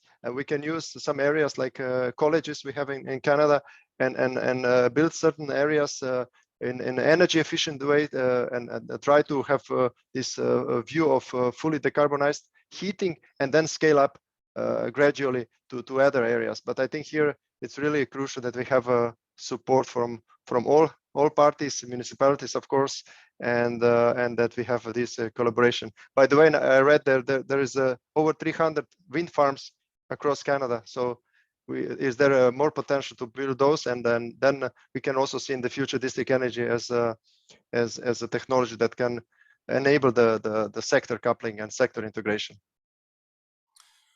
Thank you so much for your remarks, Sasha. I think we could have kept this conversation going on for a much longer time, but allowing to indeed talk sector coupling and to include some of the other sectors, we'll have to move on. But thank you very much to all three of you. It's been an absolute pleasure and strong encouragement from my side to keep the dialogue going. But thank you very much for your time.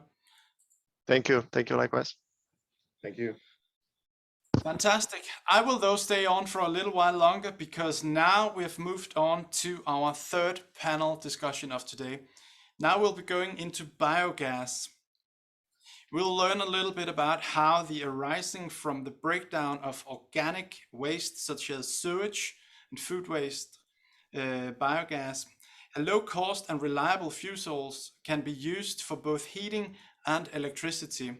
Using biogas lowers the greenhouse gas emissions, it reduces landfill and thereby protecting the water supply from toxic elements. Having set the scene, again, for here, I'm fortunate enough to have some very bright minds with me, and allow me to welcome Brandon, Hans Henrik, and Jennifer Green on stage. Thank you. I'll introduce you properly in just a second. We should have had Lars Nielsen with us today as well, but perhaps I can ask one of my colleagues who are following the conversation here to give him a call and see if there is a hold up from his end. But fortunately, we have the three of you with us today, so you'll just have that much more stage time. But before that, Brandon Mafat, you're the president of Storm Fisher Biogas. You've led the development, the design, and the construction of several complex organic waste processing sites across North America. How does that serve for an introduction? Is there anything you'd like to add? No, that's all good. So thank you. Fantastic. I'll get back to you in a second, because we also have Hans Henrik Dahl Andersen with us. He's the Executive Vice President of Nature Energy. You are acting as head of North American market and has the overall responsibility for developing Nature Energy's biogas presence in the US and Canada. You've been with Nature Energy for almost 10 years, and from the very beginning of Nature Energy's adventure, you've played a central role in the company's development and their success. And just to add on that, today Nature Energy operates 12 large-scale biogas plants in all over Europe. Hans Henrik, is there anything you'd like to add? No, I think that's perfectly all right. Happy to be here. Thank you very much. Excellent. And Jennifer, fortunately, we have you with us as well. We've already heard a little bit from you, but you are Executive Director at Canadian Biogas Association. You're leading the association, and you work directly on behalf of the membership and the members to create awareness and to expand opportunities for biogas and renewable natural gas in Canada. Jennifer, a pleasure to have you here. I'll give you the chance to add anything if you'd wish. All good. Let's dive in. Fantastic. Hans Henrik, actually, I want to start from your perspective. Can you take us through how our Danish good solutions that you represent in biogas and in digester space can be applied to help and to expand the Canadian biogas sector, perhaps? Yes, sure. I'll give it a shot anyway. So what we have been doing here in Denmark on the biogas side is that we have, when we started this 10 years ago, we made a strategy of going into the business with large-scale biogas plants in order to be able to give R&D a space in the energy system in Denmark. What we saw was that there was only very small plants that has been built before that, and they couldn't really play a role in the energy system in Denmark. So that's why we think that we should go large scale, and we did that building centralized plants where we collect manure and other waste streams from the local community, and we truck it in, of course, and then we digest it, deliver the gas to the grid, and deliver the nutrients back to the farmers through a very intelligent logistic setup, because that's an important thing. That it's a big logistic to run a large-scale biogas plant as we do. So I think that model is actually in many ways a model that we could export to other countries like Canada. It's also we see it as a solution for farmers that are not able to build their own biogas plant on farm. It has to be quite a big farmer to have the economy to do that. So here we can actually gather more farmers into this centralized biogas plant solution. And we see that is very welcomed in Denmark, but also in the US, where we start looking at it. I hope so also in Canada, where we just recently started looking at opportunities as well. Great. I'll stop you there, Hans Henrik. Yeah. Before we move on to you, Jennifer, representing the whole industry in Canada, I'd like to ask Brandon, from your perspective, is there anything you'd like to add from what Hans Henrik has just described to us, or where do you see the aspects from your perspective? Sure. Yeah, so we've followed our European peers for a long time, starting back when we originally got into the space in 2006. And so we regularly visit peers in Europe to understand the equipment and technologies and approaches that they've got and apply them into the North American setting. And so we try to collaborate wherever we can. So there's lots of different Danish vendors that we've worked with over the years to be able to execute our business here in North America, whether it be Canada or the US. And we'll continue to do that. The one thing that we have also seen is technology vendors want to actually become developers in the space, and that becomes a bit more problematic because you're trying to understand the commercial side of how to do business in North America, and that's been a challenge. And there's been lots of lessons learned, but it's an area that we continue to engage just as we look to our European peers to learn from them, and vice versa. And so happy to engage with people as they want to develop infrastructure, because there's ample opportunities here in North America. It's just trying to figure out which ones to focus on. So thank you. Perfect. Jennifer, moving on to you, from what we have just heard the two gentlemen describe to us, is there anything you'd like to add, or could you perhaps give us the perspective from the Canadian side of it? I think that the opportunity for growth, both in small scale and in large scale, and whether that's in urban or rural settings, is something that we can learn from Denmark. I think that there has been a lot of growth with projects and success with projects that in Denmark that can translate to Canada. And I think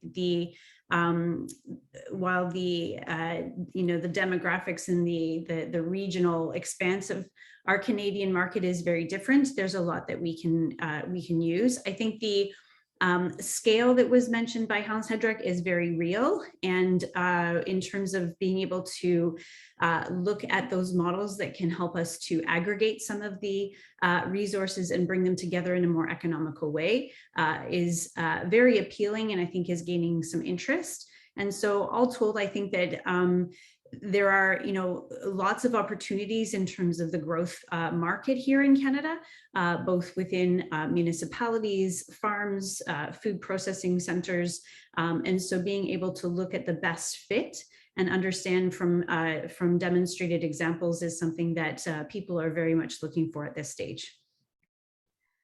Fantastic. Thank you so much for that. The next question I would like to ask you is about the policies that, of course, has allowed, especially from a Danish perspective, be it the development of the industry and of the technology. Hans Henrik, perhaps you'd be the right one to set the scene for this question here. Can you tell us a little bit about the policies and the development from a political perspective that we've seen in Denmark over the years? How's that managed to drive us to where we are today, and how is that applicable to our good colleagues from Canada?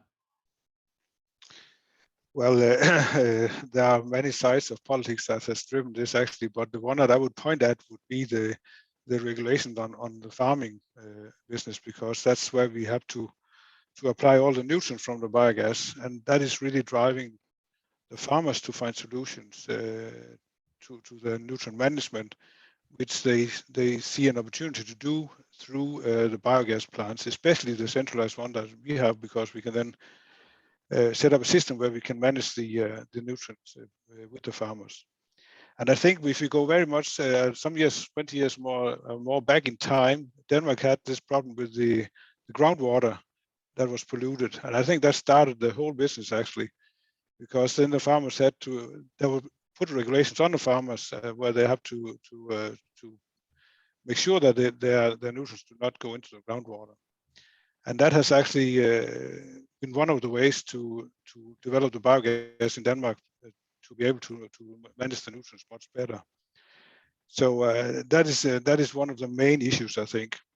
And we have seen over the last 20 years that a lot more regulation has been applied to farmers to manage their nutrients, which has led to more and more interest into biogas, actually. Great, So thank you. that's the farmer side, and there's also the energy side, but that would be a long discussion then if I have to go into that as well. That would have to stay for another time. I would love to give Brandon the opportunity as well. Preventing manure from going into groundwater. That sounds like a pretty good idea. What do you reckon from Hans Henrik's remarks here? Is there anything that we can apply to the Canadian perspective? So we have a Nutrient Management Act that focuses on the larger farms. The government, specifically Ontario, but even other provinces in Canada, have other nutrient management policies, but they're careful not to put this on the smaller farms in great detail. Farmers are generally good stewards of their land and their manure management because that's where they live. I can't see any policymaker in Ontario specifically going any further and getting into implementing biogas for manure management for groundwater. It's a nutrient management play. It's not a biogas play. I'd more see it back to the organic waste diversion from landfill to help from an environmental and greenhouse gas perspective, and utilizing the farms as a spot to be able to co-digest those materials to get better distribution of the nutrients. Could be where it goes, but I really don't see the government going after the farms on a nutrient management perspective and using biogas as a tool. It's more of an economic development thing and diversifying their revenues, but rather than an environmental tool. Jennifer, I don't know what your thoughts are on that. I know you're closer to it even than I am. I think that one of the key coined phrases from Denmark being the circular economy and the circular approach that's been heavily driven in Denmark is one that is very, very highly regarded. And I think that many municipalities and communities within Canada are moving in that direction, as Brandon has shared. And so I would say that the addition of that on top of significant global methane pledges that are now being communicated and countries signing on to as such will be also providing some of that support to help the development of the sector. So the combination of looking at waste policies, energy policies, and greenhouse gas reduction policies really positions biogas and renewable natural gas in a sweet spot.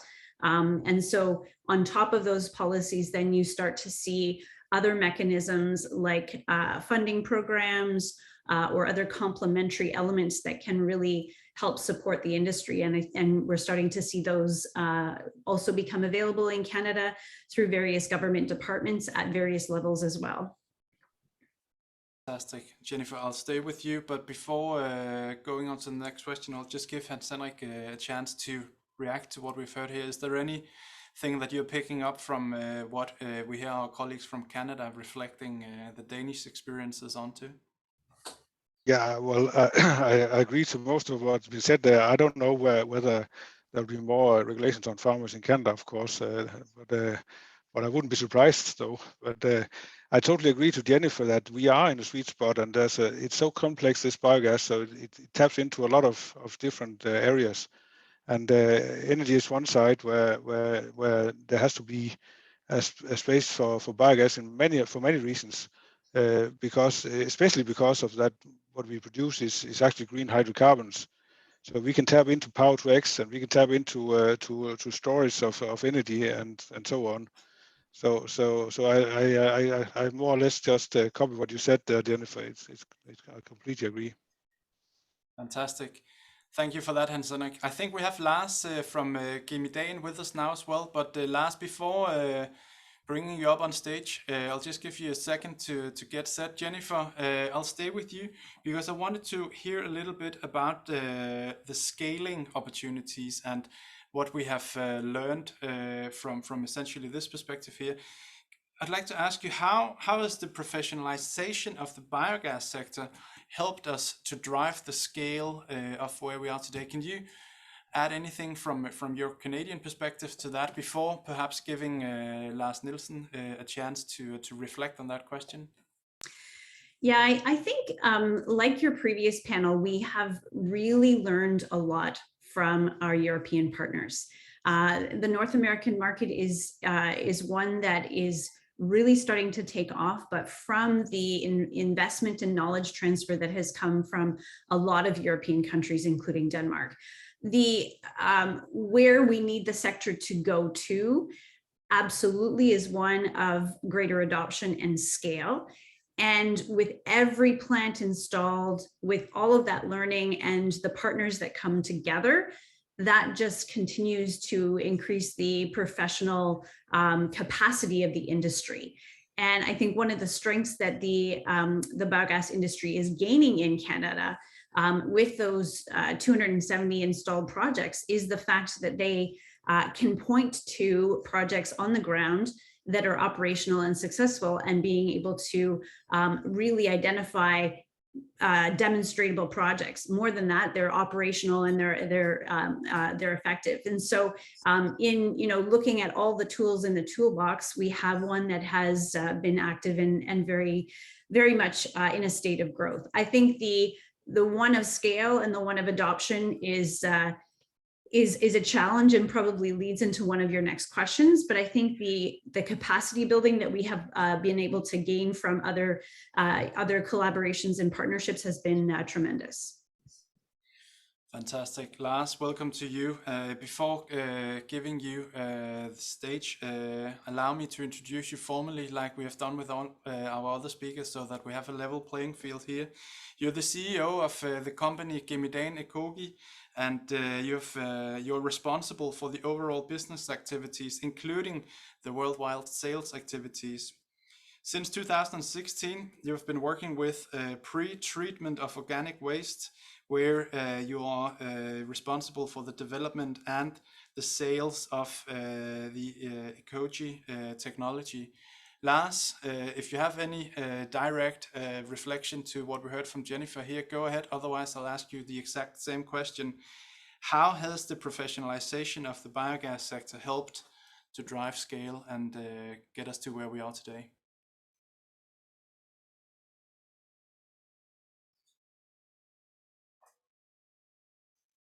Are you with us, Lars? Yes, but I'm sitting in Spain, and it seems so my internet connection is.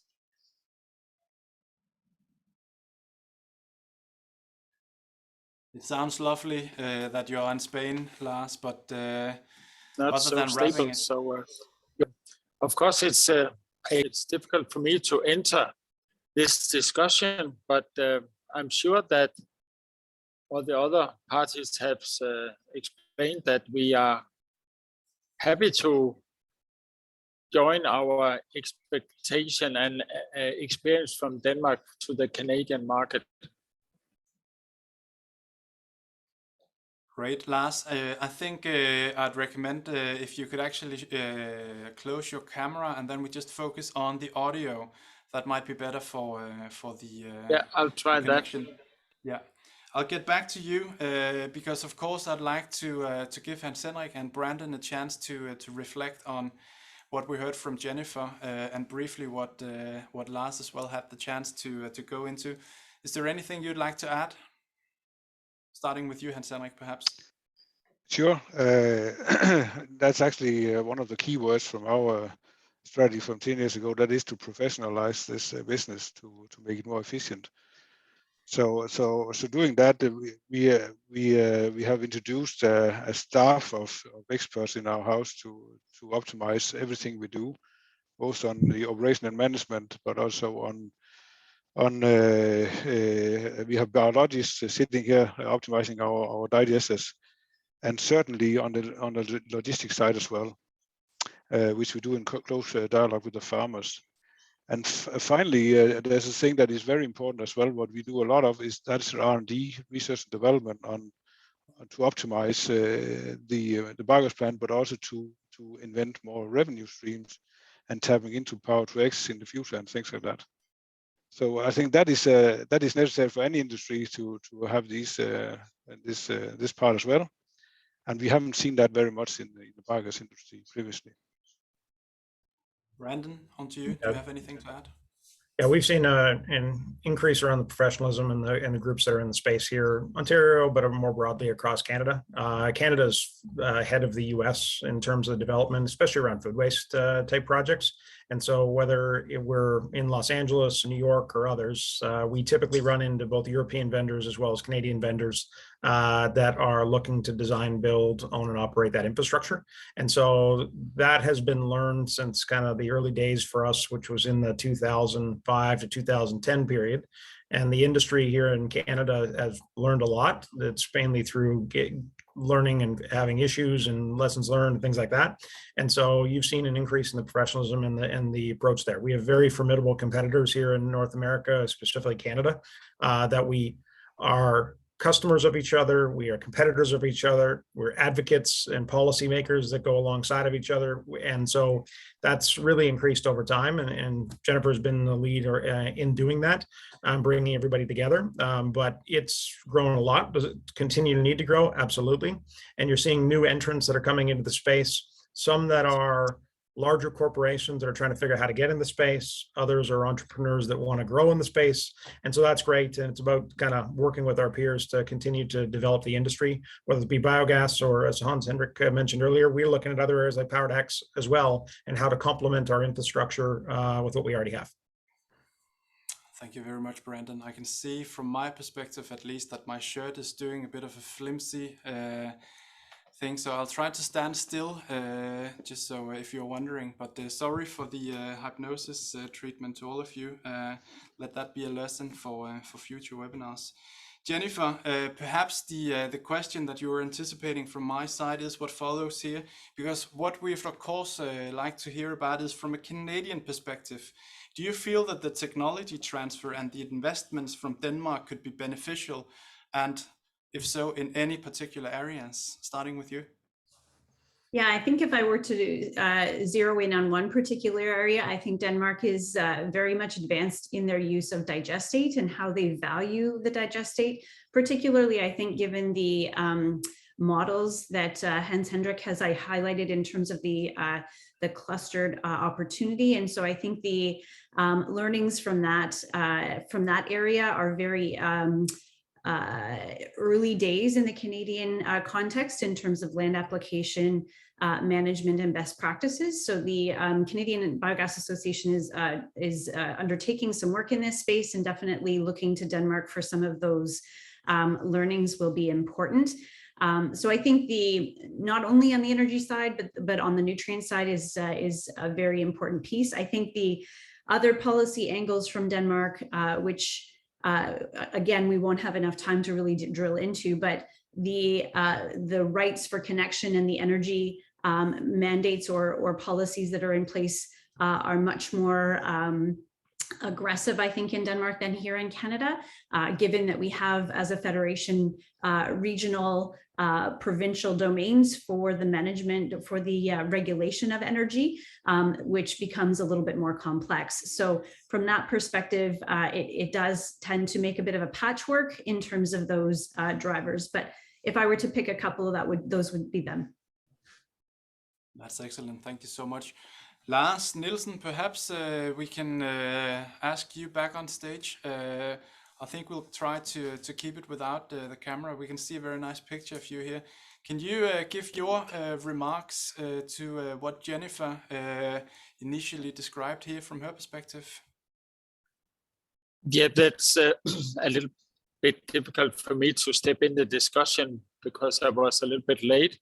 But of course, we have a lot of experience in Denmark for transforming food waste and other organic waste to a biogas plant, so you can achieve the green energy from there. So we will be happy to learn the Canadian about our experience, and we have been working with that the last 10 years in Denmark. So we will be happy to contribute to the Canadian development in the future. Fantastic. Thank you so much, Lars. And Cedric, I'll give you a chance to give your remarks to it as well before I'll allow Brandon, our last question, to wrap this session up here. But Hans Henrik, the question were from a Canadian perspective, if there are any technological transfers and investments from Denmark that could benefit one another. How do you see it? Well, I can only copy what Jennifer said. I think the Canadian market is new for us. We just started looking at it a year ago or so. But I think that that Canada can definitely benefit from us coming in with our investments to enhance the biogas industry in Canada, or from the model that I described earlier on. Excellent, thank you for that.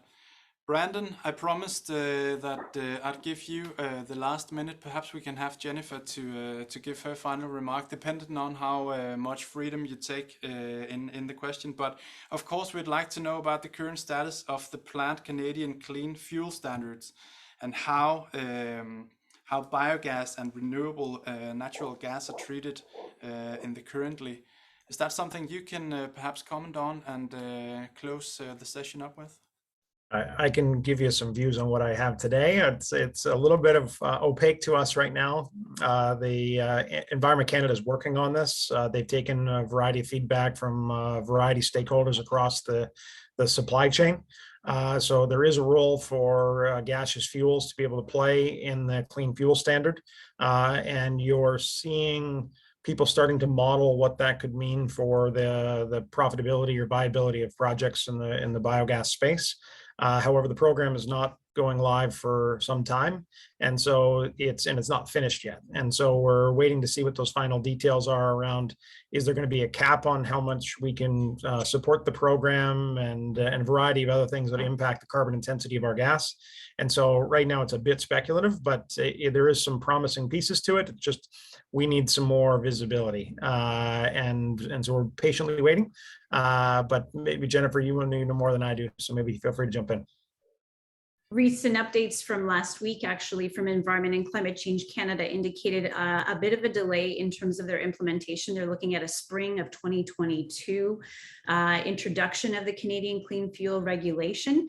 As Brandon identified, there are kind of three main areas where the regulation is looking to realize reductions, and biogas and RNG are very much in the buckets of being able to lower the carbon intensity of fuels, and also in end-use fuel switching.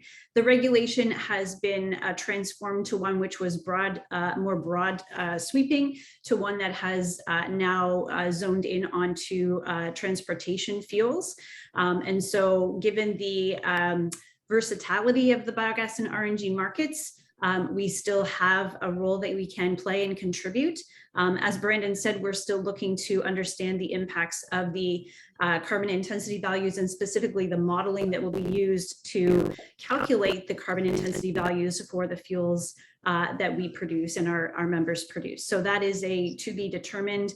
But Environment Canada has indicated that they will be providing some previewing of that material, for which we will be actively providing some comment and feedback on.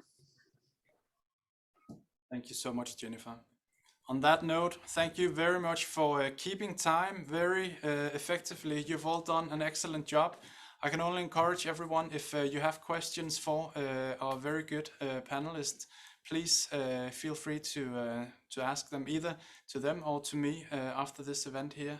Our good colleagues from the embassy is also still with us, so they'd be happy to help you on from here on. But gentlemen and lady, thank you very much for your time.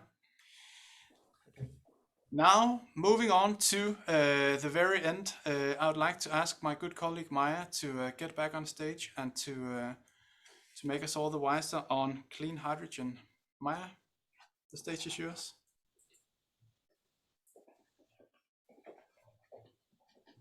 Thank you, Henrik. All right, the final debate, the final panel discussion. Thank you for those of you who've been with us the whole way. I think we should just jump straight into it, because this panel discussion will center around clean hydrogen and how we can use and how this can become a key to cross-sector carbonization and new revenue streams. Here's hoping, right? I would like to welcome our first panelist, Yasir Giatti. Oh, you're nodding. Did I pronounce it right? Oh, fantastic. Product line manager at Haldor Topsoe, that is one of the global leaders in catalyst and process technology. Welcome, Yasir. Can I get you to just test out your microphone and just tell us a bit about Haldor Topsoe and the area you're in? Yeah, thank you very much, Maya. Well, Haldor Topsoe is a world-leading technology licensor. We offer technologies to the market, and we've done so for the last 8 years. We have installed more than 50% of the hydrogen plants in the last 10 years that have come on stream in the entire globe. So we believe we have some knowledge and expertise on the hydrogen segment, and would love to pitch into the energy transition with the knowledge that we have. Sounds like quite the knowledge there. Our next panelist is Aaron Hoshkin. Aaron, welcome to you, Senior Manager for Intergovernmental Initiatives within the area of clean fuels at Natural Resources Canada. Like for Yasir, can I get to just test out your microphone and tell us a bit about what you do, and maybe just a little brief thing about Natural Resources Canada, please? Sure. Thank you to the organizers for the opportunity to speak today. It should be quite an exciting panel, although we do have only a little limited amount of time. So Aaron Hoskin, as was mentioned, Senior Manager responsible for intergovernmental initiatives within the Fuel Diversification Division, which is really focused on how do we grow the opportunities for clean fuels across the country, as well as electrification of transportation. And so I was the lead on the development of the hydrogen strategy for Canada, and I'm now leading its implementation. Looking forward to the discussion. Thank you. Great to have you with us, Aaron. Our last panelist should be Mark Kirkby. Yeah, oh, there you are. You're popping up on my screen as we speak. Mark, we've heard from you before. You were one of you introduced the Canadian market to us earlier today. You're president and CEO of the Canadian Hydrogen and Fuel Cell Association. Mark, welcome to you. Perhaps just for those of you who've joined, could you just briefly tell us about what you do, about the association, your focus areas, just briefly. Again, it's a pleasure to be here. Good morning, good afternoon, everyone. And it's also a pleasure to be here with Aaron, you know very, very well. And also, yes, sir, it's good to meet you. Have worked in the past with Haldor Topsoe, so a great deal of respect for your organization. The Canadian Hydrogen Fuel Cell Association is a industry and academic association representing Canada's leading hydrogen and fuel cell sector. And so we are the voice of the sector. We do marketing communications. We work on discussions with our federal and provincial governments, and seeing what we can do to get hydrogen commercialized in Canada and around the world. Very good. Right. Now we've set the scene, we got to know each other a little bit. As I said, my name is Maya. I'm a Senior Project Manager at State of Green. One of my areas is sustainable transportation, where power to X, hydrogen sort of falls into the mix. Yasir, if I may start you off with a question. As you see the Canadian market, which sectors represent the biggest opportunities for decarbonization through clean hydrogen takeoff? Well, thank you for the question, Maya. I think there is plenty of opportunity for introducing hydrogen into the Canadian market, of course. There are certain applications that render themselves very useful for hydrogen, especially when we take a look at the industrial sector, the hard to abate markets. I think that we have a lot of opportunities to use hydrogen as a clean fuel to generate heat for industrial applications, also for buildings. And there is also a special segment for using hydrogen for the mobility industry as well. Mm-hmm. With the mobility, yeah. Yes. Mark, you covered some of these areas earlier in your presentation. Is there something that you would like to add? Any opportunities or sort of like sweet spots that you see for hydrogen in Canada? No, I think that as far as applications go, yes, there's hit on it that we have the building heat and industrial heat. We have industrial processing, which is really seeing some rapid activity these days, decarbonizing chemical production, fertilizer production, refining, metal, steel production, et cetera. They're all seeing a lot of growth. And then the mobility one where hydrogen and fuel cell technology partners with battery technology to allow us to electrify the full range of mobility needs, whether that's road, whether that's off-road, whether that's aviation, marine, rail, you name it. Now that combination allows us to electrify and go to zero emission right across the transportation spectrum. The only other area I would add that is also really important is that hydrogen can help us in building out our clean power grid in terms of providing storage and providing off-peak demand to renewable power projects. So it really works very, very well with the production of renewable power. And also it's required in the production of a lot of our biofuels. So hydrogen is a key component, key raw material in the manufacture of a lot of biofuels, biogas, and so on and so forth. So it really is quite a broad range of applications that we have for hydrogen. Maybe I would jump on that Go as ahead, well. yeah. Canada has a long-standing relationship with Denmark on hydrogen, specifically as it relates to renewables and the intertie between renewable wind production and hydrogen as a long-term energy storage option. 15 years ago, I was in Copenhagen at a meeting of the IEA that was led by Canada and Denmark. And it was really focused on this early advancements in wind and hydrogen optimization. So I think there's a long-standing history here, and it is absolutely an opportunity in Canada and also in Denmark.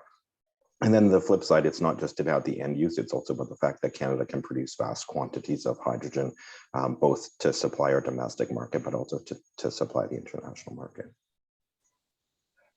So great opportunities there. Mark, if I may direct the next question to you, then I would like to hear about what competencies you see are needed to establish and maintain the Canadian hydrogen economy. Excellent question, and one which we're grappling with as our sector is growing very rapidly, not only in Canada but around the world, and a lot of discussion on where do we need to focus, what expertise is needed. Canada is fortunate in that we have been playing in electrolytic hydrogen production for over 100 years. We've been playing in the fuel cell sector for over 40 years, so we have developed over that time an enviable skill set. We have many people who have sort of grown up in the hydrogen area. We also have now got research programs in place at our national research institutions, at our universities right across the country that are producing highly skilled individuals. We also, but now it's moving, and we need to continue doing that. We have engineers and so on that have been trained in hydrogen, but it's now moving into the technicians, the operators, the people that need to get familiar with how do you actually run these projects, and that's an interesting one. In Canada, we have the advantage that we have a very large energy sector.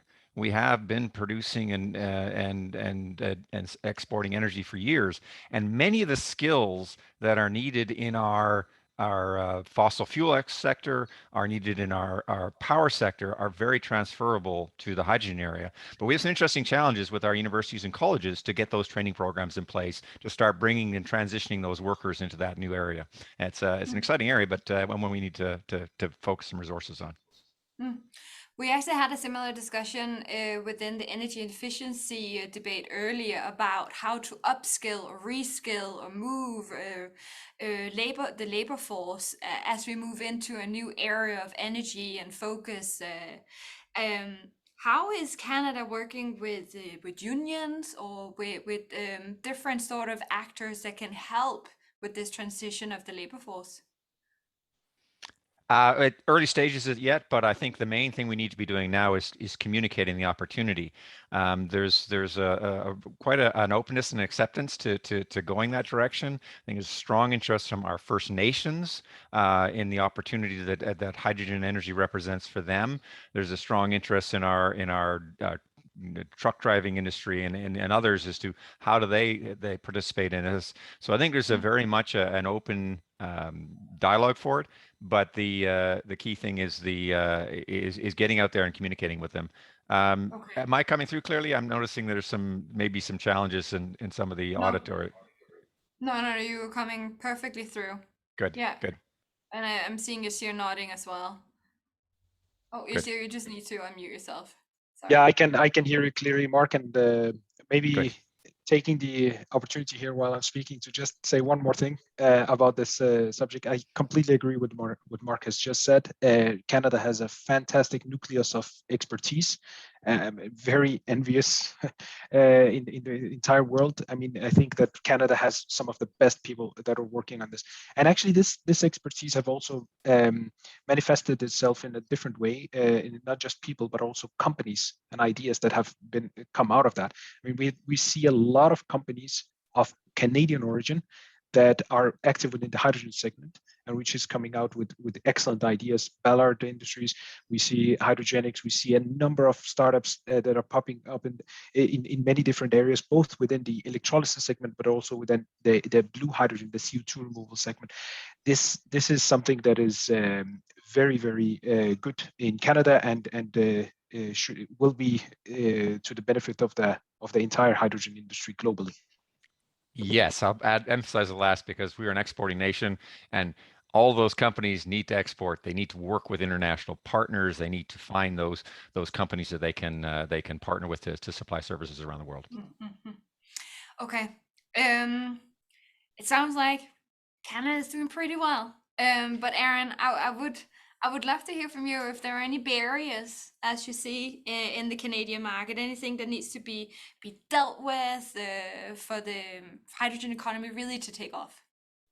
Yeah, I would say, Canada isn't different from any other country when it comes to the barriers. The barriers are the same. There might be, different weights on different barriers, but essentially the barriers are always going to be the same in every country, right? It's the cost differential between the hydrogen technologies and the conventional technologies, although we know that those costs are decreasing significantly. The Hydrogen Council 2 years ago said that 28 end uses for hydrogen would be cost competitive with conventional technologies. And that was before globally $200 billion in investments to advance hydrogen technologies have been made. So, I think that price point differential is really going to come down even more quickly than expected. One of the barriers as well is just kind of, and I won't say barriers because barriers sound like they're insurmountable. I think they're more challenges. And I don't want the impression to be that we can't start to deploy today. We are already deploying both domestically and globally. But another kind of challenge right now is the regulatory framework around things like hydrogen blending into the natural gas system, for instance, whether that's a provincial regulation or subnational regulation or international regulation. There's kind of a lack of codes and standards that would cover those kinds of options and early market wins that we really see. And then just lack of availability of clean hydrogen in the scale required at a price point required to start to deploy. So we need to grow the production capacity, both for domestic use and then in the longer term for the export market. I think all of those things need to happen. And then just in general, it's an overall awareness of the general public to build a confidence that hydrogen is a long-term option for significant emissions reductions, that it's an environmentally sustainable option, regardless of pathway, provided that the carbon intensity is near zero and approaching zero over time. But also up to and including the end users across the economy, understanding the benefits that hydrogen can bring and seeing it as a key pillar of their long-term sustainability plans. I think there's just a general lack of awareness that we need to continue to build, both around the safety of hydrogen, the fact that there's lots happening to ensure it will be deployed safe, but also just the understanding of hydrogen's critical role in economic and environmental sustainability within the country and around the world. I would just like to pick up on two things you said. One of them is the cost of technology, and we need to bring that down. I feel like that is sort of like going over to Yasir, and we should probably hear him about what he thinks about the whole technology development. What are you seeing at Helder Topsøe? Yeah, by the way, I completely agree with what Aaron has said about the criticality of reducing the cost of hydrogen. I think there it's important here to make a distinction between green hydrogen and the electrolysis technologies, which is developing technologies, we can say. They have been around for a long time, but producing hydrogen at scale with these technologies require some new developments. And this is what we are seeing, and this is what the Hydrogen Council is really pushing very hard on. And I think that we will actually achieve the targets that they have estimated, driving down the cost of green hydrogen down to the normal hydrogen cost level. At the same time, I think in order to scale up as fast as we want in this market, as fast as is needed, we need to focus both on green hydrogen, but also on the blue hydrogen, which is the hydrogen produced through the fossil sources, but where we capture the CO2. So when you compare the carbon intensity of both processes, they come very close to each other. And I think they need to be there both. They need to complement each other. So for that, when it comes to the blue hydrogen segment, I think scale is of the essence. In order to drive costs down, you need to build big. And this is actually one of the challenges that we see around the world, not only in Canada. If you build very big plants, very big hydrogen hubs, you need a way to transport your hydrogen. And this is where we see sometimes the lack of investment or a little bit of awareness, at least from the government side, that we need to invest not only on the hubs, but also on developing the transportation infrastructure for that hydrogen as well. And this is when you're talking about it internally, but actually, if we want to export the hydrogen, we also need to talk about taking the hydrogen and converting it to a liquid, for example, ammonia, and developing and investing in that technology as well. Sorry, Mark. Go ahead. Mark, I was going to agree. I was going to agree with you. I was going to say, well, taking both sides of it. First of all, I think there's lots of challenges that we need to be tackling, and there's the products we have now to use the hydrogen need further development, need work. We need more of them, but not to argue with what Aaron's saying. We are ready to start moving forward now. Lots more work and opportunity needed in that area. Work and opportunities in communications and codes and standards, et cetera. But I would agree that the biggest single challenge right now is really getting that hydrogen infrastructure in place across the country, the full grid, production, distribution, fueling stations, all of that part of it needs to be put in place, and it needs to be put in place almost in advance of the demand. And that's a really big challenge as to how do you get the economics together to do that. And so that's one of the things that I know Aaron and I spent a lot of time talking about is how do we start moving these projects forward in different sectors. And one of the areas that we do work on is developing what we're calling hubs, where you try and consolidate some of that demand around production locations so you can minimize those transportation costs, get that demand and experience happening quickly, and start using that then as your backbone to build out your hydrogen grid across the country. And I think that's an area which we would be well advised to focus on to minimize the risks and to maximize the benefits that accrue from the deployment of hydrogen energy. And I'd be interested to understand what Sarah say, experience you might have around the world in that approach, consolidating applications, developing these hubs around low-cost clean hydrogen production. And building big, I would love to hear about that too. How do we build big? How do we scale this, especially for the green stuff? Do you want to chip in there, Sarah? Yeah. I can say that actually the technology with low carbon intensity hydrogen production is possible, and it's already here. Actually, we can see projects in Alberta that Haldor Topsoe is involved in right now, producing hydrogen at mega scale. So that is already possible. We are lucky in the sense in the industry that we are actually hitching our wagon to a different technology or a different industry, the gas to liquid industry, which has seen some major developments in the last 15 years, where we needed to scale up the technology that produces hydrogen as well. So we actually have scaled up hydrogen in the last 10 to 15 years for another application. And now we see the hydrogen economy being promoted, and we can use the same technology for that we have already developed. So we are lucky in a sense. Now time is or the challenge is actually to deploy this technology that is already here. In fact, you could say the opportunity is actually, or the plants that we see right now, the hydrogen production plants that we see, the biggest ones are around 400,000 normal cubic meters per hour. So that's the level we see. But if we look at the GTL segment, we see plants that are double as big as that. So we are nowhere near the full you could say capacity that we can reach right now. There's plenty of opportunity to grow with the hydrogen. Aaron, if I could just hear from you then, like we talked about barriers, we talked about how to get over those barriers. You mentioned the hydrogen strategy. Are there anything in that could sort of like lead us there? Any inklings?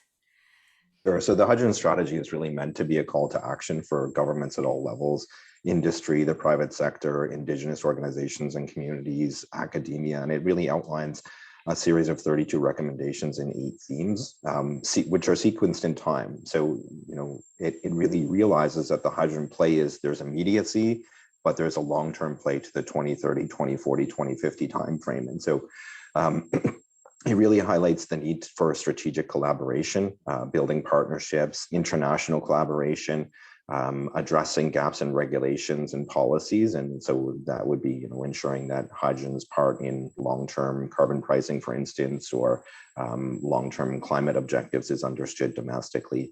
The need to address gaps in codes and standards, the need for sustained R&D, just to advance the technologies to drive down that price point to ensure Canadian clean tech companies remain at the forefront in a very competitive market. But also it realizes that Canada is a vast country, and while there are opportunities for production and use across the country, those opportunities really differ in type and timing. And so we're working with our subnational governments, the provinces, territories, and even municipalities to help unpack what those regional differences are. And you will have seen that BC released their own strategy in the summer. Alberta released their roadmap 2 weeks ago. The Atlantic provinces have come together and released 2 feasibility reports, and Quebec and Ontario are also working on their own roadmaps or strategies, which really will be essential to identifying regional opportunities, right? And the regional opportunities differ in terms of production pathways, but there are regional opportunities even in Canada's north, for instance. And so that the strategy really lays out what needs to happen. It's all about building those strategic partnerships. And whether that's industry working with government or governments around the world working together, everybody brings their expertise and knowledge. And I would say, yes, there's starting to be competition in the hydrogen space, but for the last 25 years, it's been all about collaboration, right? The only reason that we have such momentum right now globally is because countries around the world have been collaborating on hydrogen for 25 years under things like the International Partnership for Hydrogen Fuel Cells and the Economy, and more recently, the IEA, and then also through the Clean Energy Ministerial. And that's essential, right? Because it really brings everybody together across the value chain, domestically and internationally. That actually leads me to my next question, because I would love to hear all of you, like, how do we then increase collaboration? Like, what's the golden nugget we're looking for here? What does it take? I don't think it's one golden nugget. There's so many opportunities. So, we as my members are looking to develop international supply chains. So there are Danish companies that are playing in the fuel cell space, are playing in the hydrogen production space, and we want to partner with them to develop products that incorporate our products produced in Canada, produce products developed in Denmark. So there's lots of business to business collaboration opportunities that need to be fostered, and we need to have events such as this and such as others where there's the opportunity for companies to get together and to form those partnerships. We also need to be looking at making sure there's no barriers to international trade in these products. So we need to make sure that we're not setting up artificial barriers that prevent Danish companies from participating in projects in Canada and vice versa. we need to make sure that there's the codes and standards in place at an international level. Everything from how do you fuel heavy duty trucks, we need to have a code in that, to the actual standards for hydrogen itself. So, one of the key things that that the Asir was mentioning is that, in the area of hydrogen production, I like to use colors, but more, clean hydrogen production from fossil fuels, we want to make sure that that is expanding, that we're taking advantage of that opportunity to produce low-cost clean hydrogen. We also want to take advantage of it from renewable resources. But the most important thing is that is indeed clean hydrogen. So how do we measure the concentration of the CO2 emissions from that process? How do we ensure that if a customer is buying hydrogen, it is indeed clean, as in low carbon intensity, however it's produced? And that requires international collaboration in developing the standards, in developing the regulations, and in ensuring that those are monitored, and that low carbon intensity hydrogen is supported through regulation. Now, the good thing is that action is really happening, and happening very quickly. NRCan is participating in the International Partnership for Hydrogen Economy. There's standards being released now in terms of and guidelines as to how to measure hydrogen intensity. So this is happening, but it needs to continue, and it needs to accelerate so that we can be very confident that the hydrogen we buy is indeed low carbon. With you. I am nodding because I can only agree to what Mark is saying. I think this harmonization of codes and standards is absolutely key. I think that carbon taxation across the globe is going to be a main driver also for decarbonization, and for ensuring that we are actually driving the low carbon fuels in the right direction. And there is definitely some things that we can do better across the globe there. I think we also need to, and I really don't know how this should be done, but I think we need to take advantage of local, or rather regional differences that we have there. For example, Canada has an opportunity in the sense that it has a lot of geological storage, possible geological storage for CO2. We see different other places in the world that doesn't have the same opportunity. So how do we actually leverage that across boundaries? So removing the country boundaries, and actually just looking at the globe as a whole, and seeing where does it actually make sense to produce product A, and where does it make sense to use that product, and enable that transaction to happen through the rules that we set up. Aaron, do you want to just have one final remark, because we're running out of time, so you have around 30 seconds if you would like to add something. No pressure. I think I always like to draw the kind of analogy with Airbus. Everybody brings to the table their strengths. So you build wings in your country because we're good at wing building, and we'll produce clean hydrogen and the technologies to use it in Canada, but we'll export that to the world and help everybody build their economy through things like the IPHE and the Clean Energy Ministerial. So it's everybody leveraging their strengths. It's provinces working together. It's the private sector. It's Indigenous. It's really about that long-term strategic collaboration, but also the need for strategic investments, both public and private investments. We can't take a shotgun approach, even though there are multiple opportunities. We need to be very strategic where our efforts are focusing in the short, medium, and long term. Yeah, very good. Gentlemen, thank you so much for being with us here today, and thank you for your insights. I'm afraid we have to cut it short now. But I hope that everybody will, if they have any questions, then please send them across to us. We'll make sure to facilitate them to the speakers today. Today we've been through a lot of interesting topics, both within the area of energy efficiency, district heating, biogas, and hydrogen. And I think indeed there are a lot of good avenues for collaboration between Denmark and Canada, and I hope that you leave this webinar with a lot of inspiration and tools as to how we can drive the green transition together. Thank you for being with us here today. That's all for now.